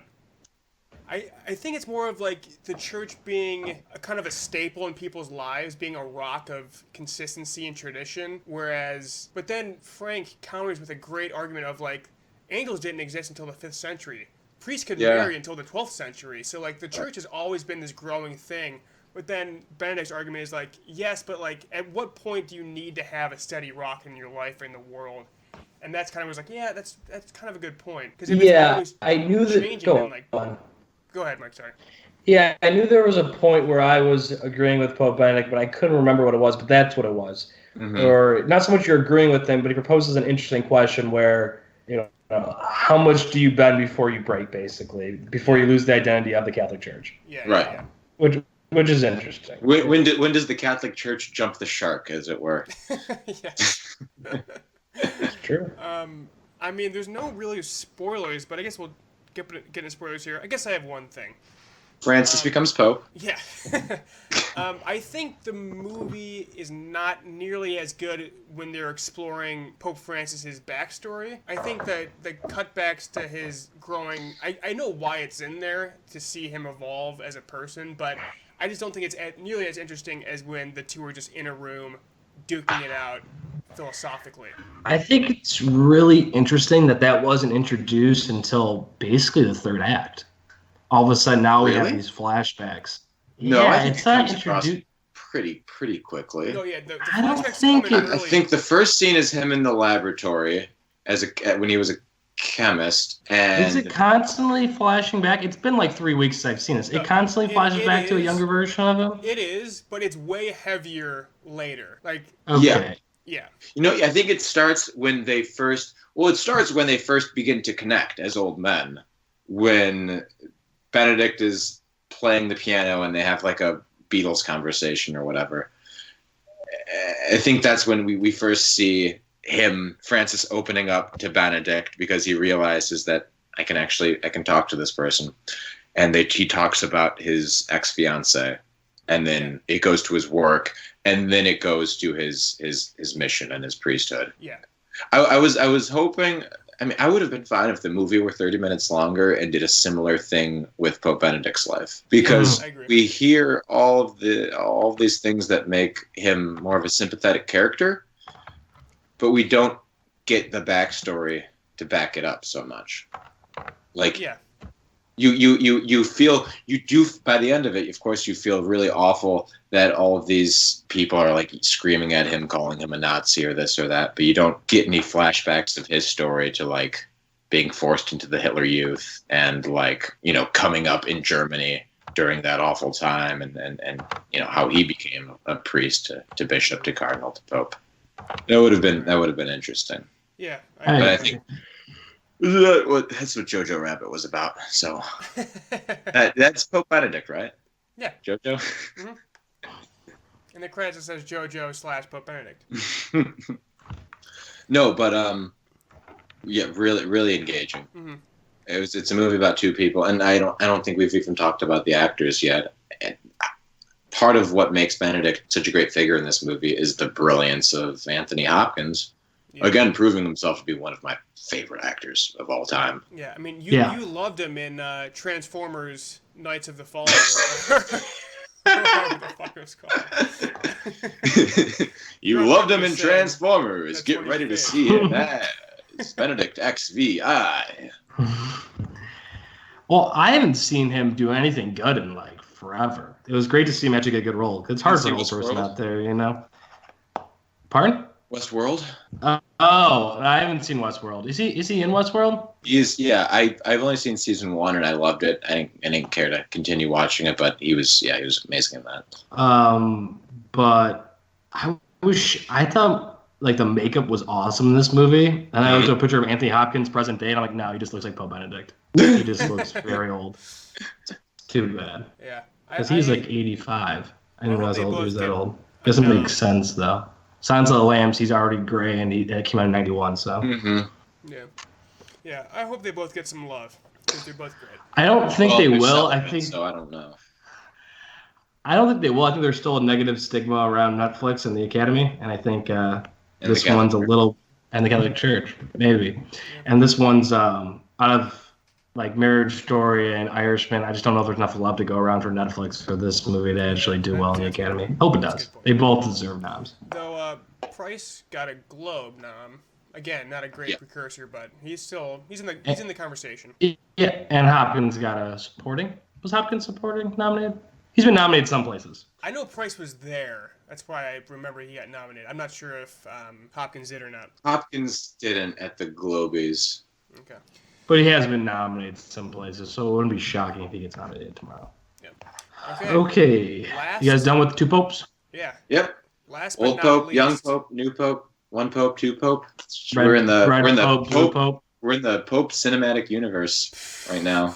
Have you guys seen any of those shows? The new Pope and the young Pope, the Jude Law. Wait, is that not the same show? I know Jude Law and then So the new Pope I think is like the second season or like the third season of the young Pope. Okay. It's part of this. That's part of the same like world. Gotcha. He gets replaced for some reason. I've never seen it, but I've heard good things. Me either. A lot of popes these days. Too many popes. Too many popes. Too many popes. Too many popes. Did we score? Oh, I didn't score. I'm gonna split the difference with an 8.75, 8 3/4. Nice. Gotta love the old score at the end of spoilers. One thing I didn't like was the soundtrack. At some points, I really liked. There's a really beautiful moment where they play Blackbird, like by the Beatles symphonically. But there were other points where it was like really weird, like jazz sections that I don't think vibed with the movie itself. A couple problems with score, but other than that, I didn't really have much to criticism. Did they play a cover of Blackbird at some point? Pardon? Was there a cover of Blackbird at some point? It was instrumental. Oh, okay. It was I think it was first. There was a guitar cover, and then there was a symphonic rendition. Okay, because I remember thinking, if you're in that scene where they're Beatles, dancing. If you're gonna talk about the Beatles so much, why not use the Beatles? Because maybe I could have sworn that there was a cover of a Beatles song, but I could be completely wrong. All right. That's a pet peeve of mine, but it didn't happen. Also, the dance scene. We can talk about that. If you would have told me in 2019 I'd be watching a movie where Pope Francis and Pope Benedict do a tango together, I would have, and you would enjoy it. I thought it would be crazy, but it was like very, very sweet and like one of the more emotional parts. Yeah, I love that scene. It was. All right. Last but not least, little ladies, tiny. Couple ladies. of girls, tiny little small women, all in a room, and one of them doesn't make it. The movie. Greta Gerwig is back with my personal favorite A cast of all vengeance. time. I mean, come on. Saoirse Ronan, Emma Watson, Florence Pugh, Laura Dern. That is me. That is just me. That's my dream in one movie. People are going nuts about this movie on Twitter. Like some people have seen it like 7 times. It's film Twitter's like favorite movie this year. Up there with like Midsummer. Easily. I mean, this solidifies Pugh as the front runner for the Gleason. Also, she's had a absolutely killer year. Gots to be. Defines what the Gleason's all about. Antonio, were you our Midsummer guest? I was the Midsummer guest because that is, and no spoilers because I said this on that episode. It continues to be my favorite movie of the year. I mean, it's a wonderful movie. Really good. This one is certainly in the running for number 2. Wow. Little Woman? Pew Stan. Get in the Pew hive. That Pew itch. I mean, I love this movie too. It's just makes you feel so good. Yeah. Until it doesn't. It's just Still like... it doesn't. But it still does somehow. Or it's like 6 charming people being charming for like 2 hours. It's just like a nice movie. I mean... And there's a cameo at one point that got the biggest pop from me in theaters potentially of all year. I mean, I went nuts when this specific character came on screen. Keegan, this character has a cameo in another movie I saw this week too. Really? In Dolemite? In Dolemite, yeah. You son of a bitch. That's huge. I love that guy. All right. Are you talking about Bob? Yeah. No spoilers. But we didn't want to get into spoilers, so we'll talk about that in spoilers. Bob Dylan is in this movie. I'm sorry, I have to spoil it. Bob Dylan. Keegan means Kate Blanchett. Yeah. Oh, I mean, sorry. it's I went crazy when that happened. But what'd you guys think of Little Women? Well, they were a lot taller than I expected, which immediately like takes it up to a 7 at least. base score. We're going to get points from after that from there. It was so good. I loved it. Should we briefly summarize the plot? Go for it. You've been doing that. You've been taking up that mantle this episode. Okay. I've got a few drops left in my big cup of vodka, so bear with me here. So I've never read the book. I don't know if you guys have. No. Nope. I haven't seen the 1994 version or any other version, but this movie begins with our hero Jo March, and she is a writer. This is what, like 1870 about? We're post Civil War, and we're expected. She's supposed to be in her early 20s, and she is living in New York City, living in this apartment, like for newspapers for like $20 a story, something like that. Gets a call from her mother and has to leave, go back to her old home. And then we go back and forth between the 4 March sisters over the course of 7 years. Like they're teenagers, and then they're in their early to mid 20s. Having a blank. What happens without spoiling? Are there any plot elements that I can say that? There's an illness that affects the family at one point. It's kind of where we split the two timelines. But yeah, it's just these 4 sisters with ambitious goals. Some settle, some keep pursuing, and it's kind of their lives. And then framed with this illness. Thank you. You're welcome.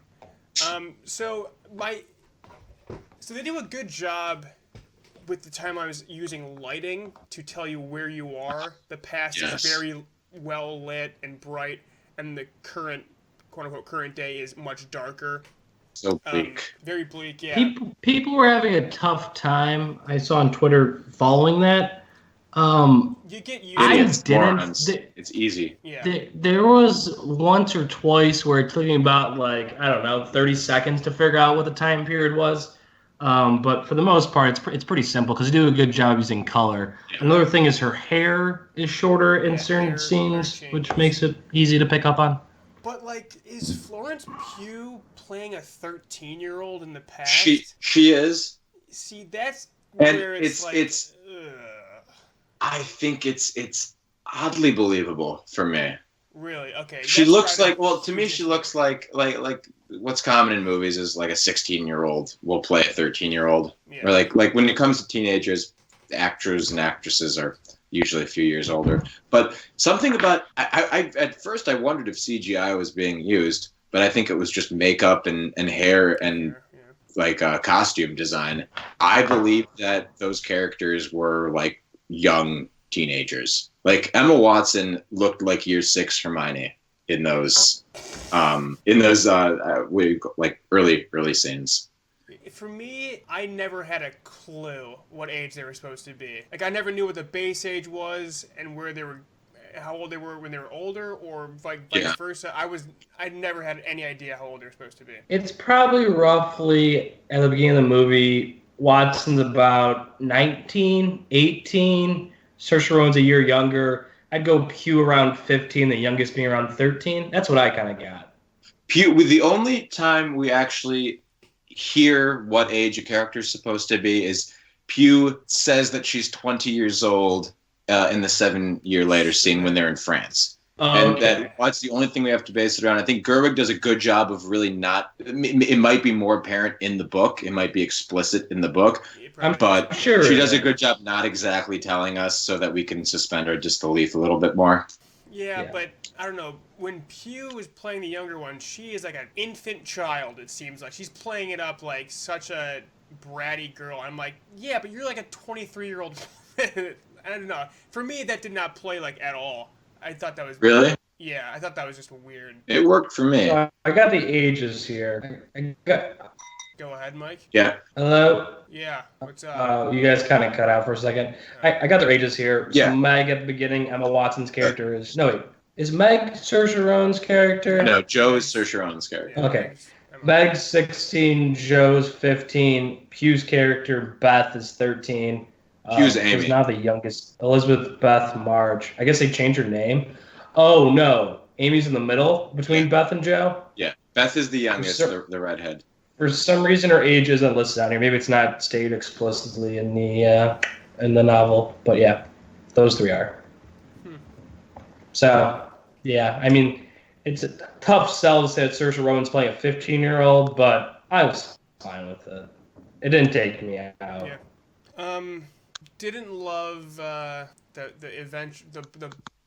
guy in New York. Didn't love him. Oh, I'll tell you my me. thoughts about that when we get into spoilers. Yeah, mainly because it wasn't me, but I think we can get into spoilers. Want to get into spoilers? We gotta score it first. But for me, the actresses' accents, especially when it's just the three of them together, they slip pretty frequently. Especially Emma Watson has a tough time maintaining an American accent. Saoirse's probably the best of them. I didn't notice that. Slips as well. But yeah, we'll get into scores. Is Florence Pugh British? Yes. Yes. What'd you give it, Keegan? 7.5 out of 10. Really? Why so low? Why so low? I was in love with it. I thought it was just a nice, pleasant 2-hour movie. I wasn't blown away by it by any means. I thought it was just fun. It was good. It was a good, fine time. Give it a 9.1. I really loved it. Smile on my face. Just good family drama, start to finish. I wanted to be in the screen. Antonio? I gave it a 9.5. Again, one of my favorite movies of the year. Brilliantly directed. Although I wasn't familiar with the story beforehand, I was engaged from every single second. Really, really loved this movie. And we can get more into it in a second. Actually, Keegan? before we get into spoilers, I want to say, none of us had ever read it, but there's something so, familiar about this story. I don't know if it's because, it's just taught in grade schools and, girls read it all the time, but, it just felt so comfortable and familiar to me. I'm not sure why that is, but, yeah. It was just nice. It was pleasant. Yeah, I just think it's been around for so long that so much stories are kind of adapted off of it, I assume. Just kind of, not necessarily adapted off it, but authors are familiar with the story and kind of do their own thing with it.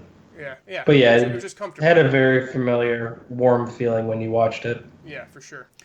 All right, so spoilers. Beth dies. Scarlet Fever. Which I've had 3 times.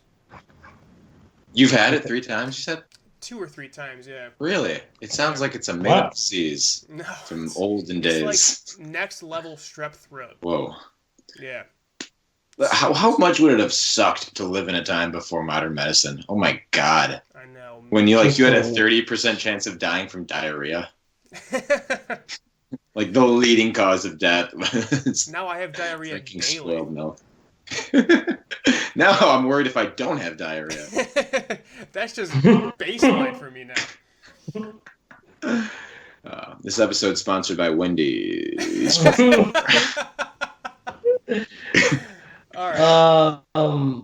Yeah, so she dies, or she gets sick, so everyone comes back. I guess, can we talk about what were we going to say? We didn't say anything about Timothée in the pre-spoilers. That's true, Timothée. He's another charming man. He's charming as all hell. Yeah. This movie solidified that I really like him as an actor. I hadn't seen Call Me By Your Name before, which I would probably have solidified my opinion, but I wasn't so sure about him before. This movie, he was really lovable. Well, I don't love him in Lady Bird. He plays a douchebag. Right. Well, He's an asshole. Yeah. But incredible in Calling By Your Name, and he's just charming as hell in this. Yeah. It's like Keegan said, it's perfect casting. No one's asked to really do anything that they're not comfortable with. Mm-hmm. Though Emma Watson probably is the weakest link, but her role is just not very juicy, so it's kind of tough compared to Hugh and Saoirse Ronan's. Her role fills a purpose. She's an older, mature, supposedly wiser sister who, like her other sisters, she has an art, she has a talent. Now, granted, they don't focus so much on it as they do Amy's painting or Joe's writing or Beth's piano playing, but her art form is acting. She wanted to be an actress, but it seems like from the beginning she's already closer to giving up on her dreams than the other girls are, and she wants to marry rich, but ends up with the tutor, right? Yeah. marrying And- for and- love instead. Yeah. Mm-hmm. So she ultimately She's makes most she makes the most correct decision. Yeah. Like, well, or the decision like that leaves her the happiest. You know, what happens to Joe, and then what happens to Amy, and Beth made the decision to die, which was dumb. Selfish. So selfish. Yeah, no, I think... No, yeah, she's only level-headed one. Every other one's just kind of crazy in their own way. She's the everyman. Yeah. Yeah. But at its heart, this movie is about women in the 19th century being forced to give up agency as they had to. And in that respect, it's a sad story. It's about like girls who are from an upper middle class, decently off family who enjoy the freedom and experimentation of youth, growing up and slowly losing that, or in Joe's case, holding on to it but sacrificing other things for it. Yeah. It's a tragedy. I don't think there is a happy ending to this book/movie. Speaking of the ending, how did you feel I think about the it kind of fourth ends wall breaking? happy in a way. At least everyone's content at the end. I guess that's the best way to put it. No one achieves their dreams. Well, the status quo remains. Well, just talk about the meta ending, because me and Keegan were debating this. Please, do we your think take. that that's real? Like, not by I mean real. Like, is that how the novel ends, or is that a 21st century ending? Because it seems like a 21st century ending. I want to know, but I personally thought it was one of the most brilliant things that Greta Gerwig did in this movie. I think we could agree that the Friedrich love story is completely shoehorned in this movie. It's completely, it doesn't need to happen. It's unnecessary. What I think Gerwig is doing in this movie is she's taking the author's intention of not having the main character end up falling in love and getting married, and like putting this meta spin on it, and like making this comment about how in that time women had to lose their agency when they got married. It was like marriage was tantamount to a lack of freedom.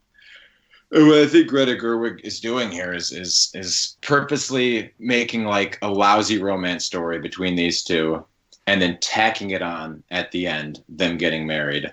While on top of that, showing that scene with the publisher and how he said, "Well, can you at least? I'm not going to publish this book unless the main character falls in love or gets married at the end." So Greta Gerwig, on top of that, like it's I don't know, it's this meta thing that I think she's doing. I think it's done very purposefully, because I think she's a smart enough director to not make a romance story as uninteresting as the one between Joe and Friedrich. What do you think about that? I mean, I get what you're saying. I just felt like it was too much of a wink and a nod, and I was just like, yeah, could have done without it. Really? Yeah, I don't know. I'm also. I like your take on it, Antonio. It's made me like it more. Mm-hmm. It just kind of felt like meta and made me feel a little bit uncomfortable in the theater. Really? But I like your take on it better than but I see where you're coming from, and I think it's an interesting point. I think what she's saying is this is not a vital part of the story. This is a story about the March sisters. This is a story about Joe. Her being romantic with a man who is not Laurie, Timothée Chalamet's character, does not matter. Yet it's still written in here, so I'm going to make a comment about that by forcing it, and I'm showing that like blatantly to the audience. Yeah, I get. At least that was my take on it. Yeah, no, I totally see that. Just on my first watch, I was like, yeah, nah, I don't decline. No, I see that. And Little Woman, the author of the book, it's based off her and her sister's lives, and she actually remained unmarried until her death. So I wonder if there is truth that they told her to shoehorn a relationship in, and Gerwig knew that, and that's why she put that part in there. Mm-hmm. Here, I'm reading something. Yeah. About it. Give me 1 second here. Okay. Yeah, I don't know much about the book or about the author. You guys seen the? So I found in the book it ends like this. She gets married and she puts her pen and paper down, and and then she tells the story to the children at her school at the end. And she says one day she'll write this into a novel. So they don't show it getting printed. There's no conversation with the publisher. So we were right. That's not actually how the book ends. So that was Greta Gerwig's twist on it. Yeah, good choice, I think. Also, the book is linear. I think that was a great choice by Greta Gerwig to not make it linear. Makes it way more interesting. It could have been quite boring if it was a linear story. Yeah. I mean, she's awesome. She Greta Gerwig clearly is very good at her job. Yeah, absolutely. Great performance by Timothée Chalamet and Saoirse Ronan. Their chemistry is unbelievable. Yeah, that's why I want to see them in movies together for years and years. It's why the twist that he ends up with Pew is like, right. It's so heartbreaking. Yeah. The scene where he is almost like giving this monotone, "I love you, Joe," standing in that field, like in the autumn, on the hills, while she is rejecting him and explaining why, and he just has nothing to give her except his words. Ooh, so absolutely heartbreaking. That was a lot more emotional for me in the movie than the Beth dying scene was. Yeah, the Beth dying. And then he has to settle for second. I didn't expect that to happen. She yells at him. Florence, Amy yells at Chalamet when they're in France for like being his second choice, always second to Joe. Yet she ends up getting with him at the end, marrying him at the end. Yeah. Nobody wins in this movie. Settling. A lot of settling happens. Yeah. You know who does win? Bob Odenkirk. That's because he beautiful segue. Haven't talked about it. That was I went nuts. Fought for the Union, baby. We're gonna say. Yeah, Bob Odenkirk showing up was put the biggest smile on my face imaginable. Oh, I love that. I mean, he's gonna win the Damon, the best cameo of the year. He's got to. Yeah, I had no idea that he was in this movie. No one did. I know. Liam. I thought he. Go on. I was texting Liam right before getting on live with you guys. I said, I'm going to talk about these movies. Is there anything you have to say about Little Women? And he goes, just tell them that. When Bob Odenkirk came on the screen, I audibly gasped. And looking at his outfit, I thought it was like a Mr. Show sketch from 1996. What the hell is going on here? Those crazy sideburns, goofy outfit. It was beautiful. I mean, yeah, I wish there was a camera on my face when I saw him because it was just straight glee. Me and my dad turned to each other and were like, yes. That was for the bros in the theater. I didn't think that his character. I thought his character would die off screen. I didn't think that we would get the welcome. Yeah. I never thought we would know who it was, and the fact that it was Bob Odenkirk was just stunning. Mm-hmm. It's a very good Christmas movie. It was. What, 3 different Christmases? Yeah, and it kind of symbolized everything about Christmas, getting the family together, and dying of scarlet fever, and marrying the boys being back, marrying your sister's ex-boyfriend, good stuff like that. Yeah. Anything else about Laura Dern was great as the mom. She looks so believable as Saoirse Ronan's mom. As mother and daughter in those scenes together, they look like they could literally be blood. Yeah. Aunt March was great. Oh yeah. Streep was. I could take her hamming it up as an old ooh, I didn't marry. I'm rich. I was surprised to see her and Pew were the ones that had the most screen time together. Mm-hmm. Mm-hmm. Would not have guessed that based on previews and cast, but Amy was the only character, or she was the most willing to settle. And even though it looked like Joe and Aunt March had the most time on screen linearly at the beginning, it makes sense that she was the one chosen to go to Europe. Yeah. But in a twist, Joe gets the house. Yeah. Because Amy disappoints her by not marrying rich and taking Timothée Chalamet. Well, no, he's still rich, just not marrying ungodly rich, just normal, super rich. Mm-hmm. Who was the old man? The grandfather? Chris Cooper. That was Yeah, he was good. was. I think I was expecting like this cliche mean old man in the house across the street, and that's how he was going to be the entire time. But no, he was incredibly heartwarming. Yeah, him and I was Ben happy together was about great. that. When he gives her the piano. Yeah. The really, really beautiful Chopin and Beethoven piano music in this movie. They allowed the music to really breathe. We're in the few minutes midst at a of time. a Chris Cooper renaissance. He's in this and in A Beautiful Day in the Neighborhood. Oh, did you guys do a thing on that? We did. You did? Well, briefly, did you like it? Didn't like it? It's good. Yeah, Liked it. was it better than Won't You Be My Neighbor? No, Documentary? No. not better than the doc. Yeah, the doc's superior. I think it actually hurts the movie how good the doc was, but I really did like the movie, especially seeing Hanks in like a decade. Yeah. Does a really really? good job. Yeah, I'll go see it. I think you'll like it. I'd recommend it to almost anybody. Can't really see someone not liking it.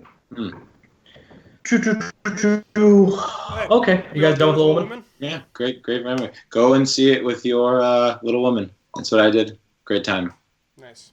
This is a great movie for any woman in your life, I think, regardless of age. Yes. Yeah. Men too. Don't be weird about not seeing it. I saw it with 4 guys, and we all enjoyed it. So Yeah, you can for anybody.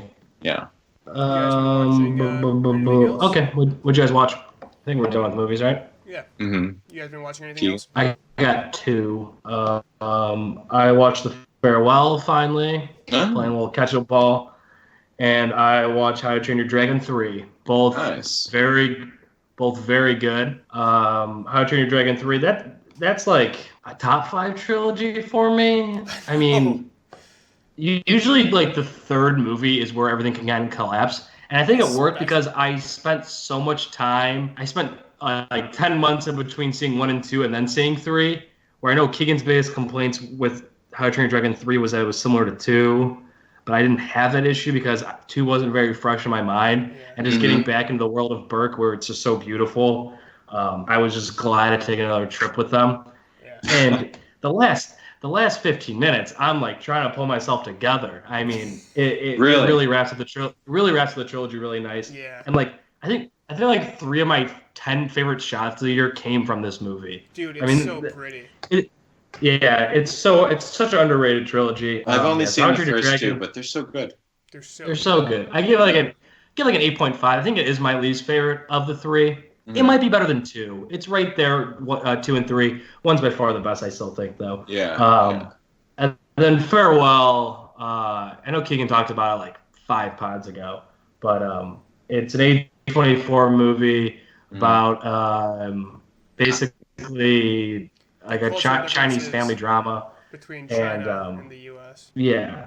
Awkwafina stars in it. She won a Globe for it. She's awesome in it. I didn't think she could act, and she gives me my favorite performance of the year, where she's not even like comedic. It's a very subdued, mellow performance of her, like basically her heartbreaking on screen, and phenomenal. I'll give that movie a 9. It probably will be my top 10 in some way. Highly recommended. That's good. It's gonna be on my next up list. I think it's still playing at Gateway in Columbus for a little bit. Would. Yeah. I saw Knives Out finally. Awesome. Really fun. I got really drunk on absinthe at Gateway, and they have a drink called the Mysterious Long Island, and I didn't know what the mystery would be, but the mystery was absinthe, and it was fun. Green? What? Was the drink green? No. It was like a Long Island iced tea plus a little bit of absinthe, so it was like brown. Interesting. Was it a special cocktail for Knives Out? No, I don't know if it was a special cocktail for something, but it seemed to pair very well with the movie. Yeah, I've been to Gateway 5 times in the last 2 weeks. I mean, that theater's incredible. Yeah. Still theater. Did you guys did Star Wars Here Comes the Skywalker or whatever? I cried for an hour a couple pods ago. Yeah, so we did it. Yeah. It was more therapy. Yeah. I'm sorry. I don't want to bring up bad memories. Thank you. When I was on the plane I needed to kill 3 hours, so I saw The Sound of Music again. It's always a great romp. I fell asleep before all the bad stuff happened, though. I feel like the bad stuff doesn't happen until like 2.5 hours in. Yeah. So they got married. I'm like, okay, this is a great point to drift off now, right before the Nazis come.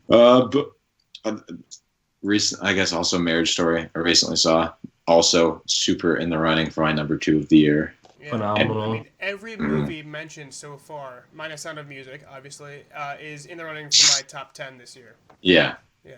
This 2019 was bottom heavy for sure in terms of quality movies, but a great year for movies. Yeah, but until like 2 weeks ago, I think Pet Sematary was like easily in my top 10, which is like a good movie, but like has no business being in my end of the year top 10. Mm-hmm. Well, the summer sucked. Minus Midsummer, there was nothing. After Endgame. It was a friggin' desert for like 6 months. Like it was horrible. And before Endgame wasn't very good either. No.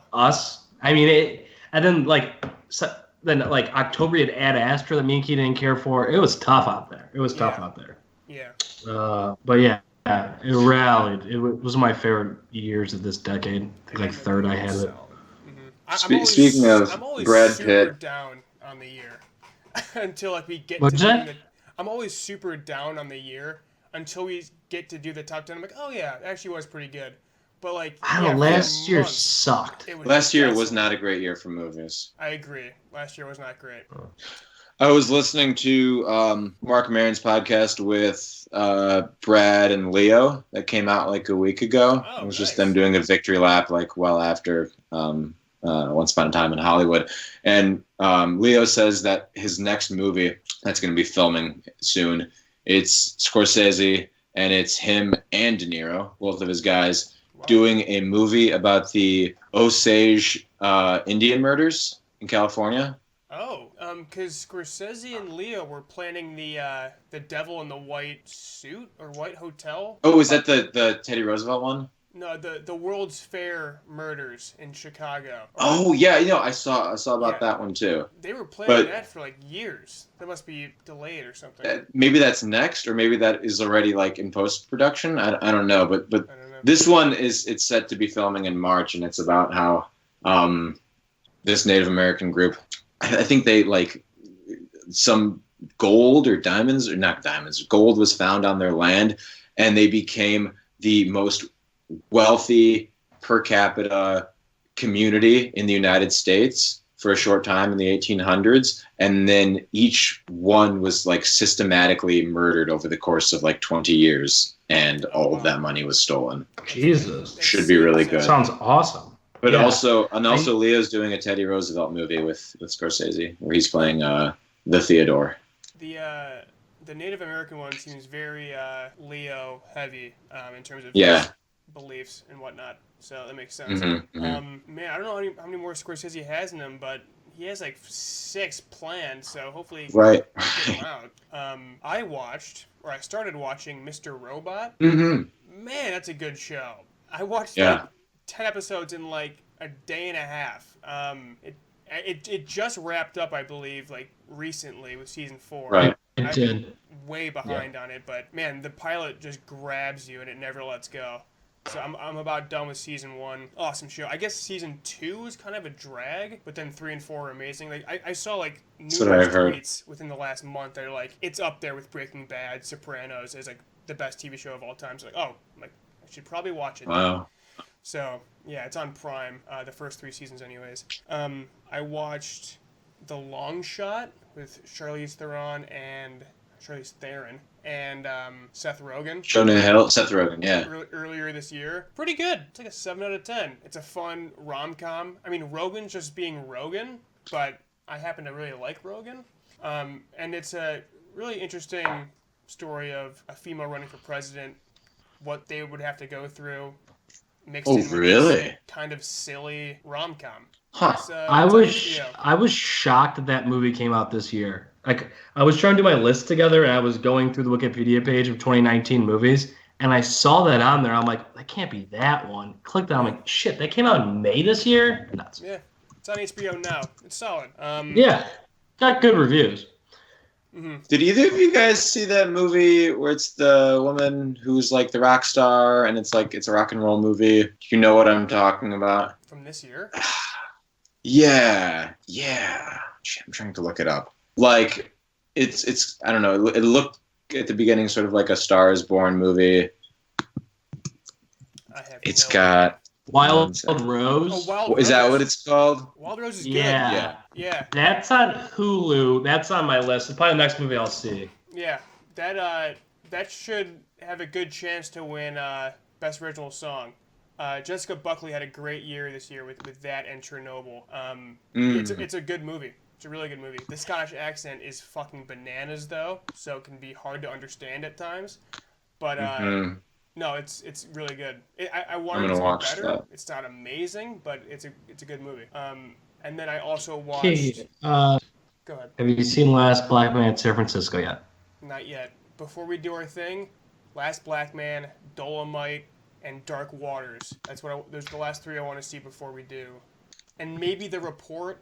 My mom liked it a lot. Caroline liked The Report too. I think I'd like it. I love Annette Bening. I love Adam Driver, so it really can't be bad. We were supposed to talk about The Last Black Man in San Francisco when I did the Midsummer episode. I guess it was Midsummer. So you still haven't seen it yet. Still haven't seen it. And it's on like Prime, so I really need to get it. I've been singing its praises for so long. I know. I'll watch it, I promise. Good. And then on the plane, I watched the Diego Maradona documentary on HBO. So good. That man was a lunatic. Just such a drug addict. It's an awesome documentary. It's on HBO. Check it out. That's it for me. It for me too. Antonio, anything else to add? No, not really. Hey, we should do this again with Charlie and get our score, our follow up to the soundtrack episode. Get a score episode. Yeah, would love to do that. We should shoot for Post Academy Awards. Yeah, and yeah. Do about a month. Meeting in March. It's kind of similar to when we did it last year. Yeah, it's perfect. And that oasis that is March and movies. Right. Yeah. What's left? Plugs?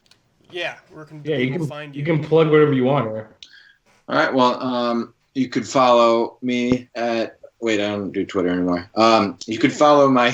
Yeah, I got rid of it. Well, I mean, it still exists, but I deleted the app because it's too much. Yeah. Follow my cooking channel, Sauce by Sauce Bosses, on Instagram.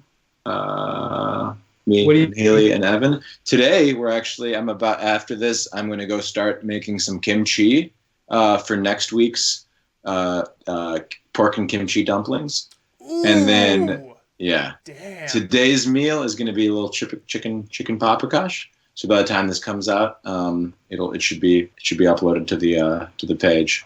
Is this on Instagram? It's Instagram. Yeah. I don't have an Instagram, so that's unfortunate. I always have to make sure I had just eaten before I watch it, because I never make good food for myself. So when I see you guys make good food, it makes me just ravenously hungry. So you guys do good work over there. Thank you. You guys have anything to plug? Any Netflix specials coming out? I'd like to plug my LinkedIn because I'm unemployed, so hire me. Follow us at movie_ReBrew, me at Cash Money Keegan. Subscribe on iTunes, SoundCloud, and YouTube. Be my friend on LinkedIn. Add me. You're not? Are you on LinkedIn? No. I didn't think so. Only Cody can plug his LinkedIn on here. Exclusive. After he was 12 deep. So funny. Next episode we'll be doing our top 10s, right, Mike? Maybe. We got a little bit of a gap in the action. We'll do our Oscar predictions too. I told everyone January 23rd. 23rd. I forget what I said. 23rd. So maybe we'll do next year in movies, Keegan. Maybe we'll do that episode between then. Okay. Yeah, our preview. Cool. Our preview. Movie preview. Yep. Movie preview. Pre-brew. All right. So we'll see you next time, guys. Thanks for listening. Bye. Bye. Cue Holy Smokes. Yeah.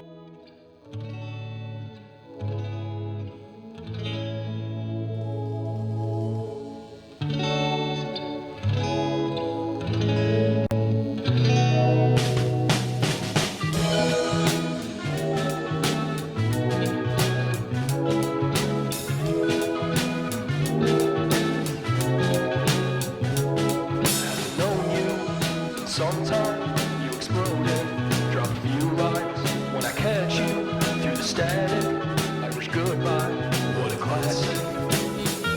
Perennial girl in love once a year. Winter comes, she disappears. Maybe she'll stay.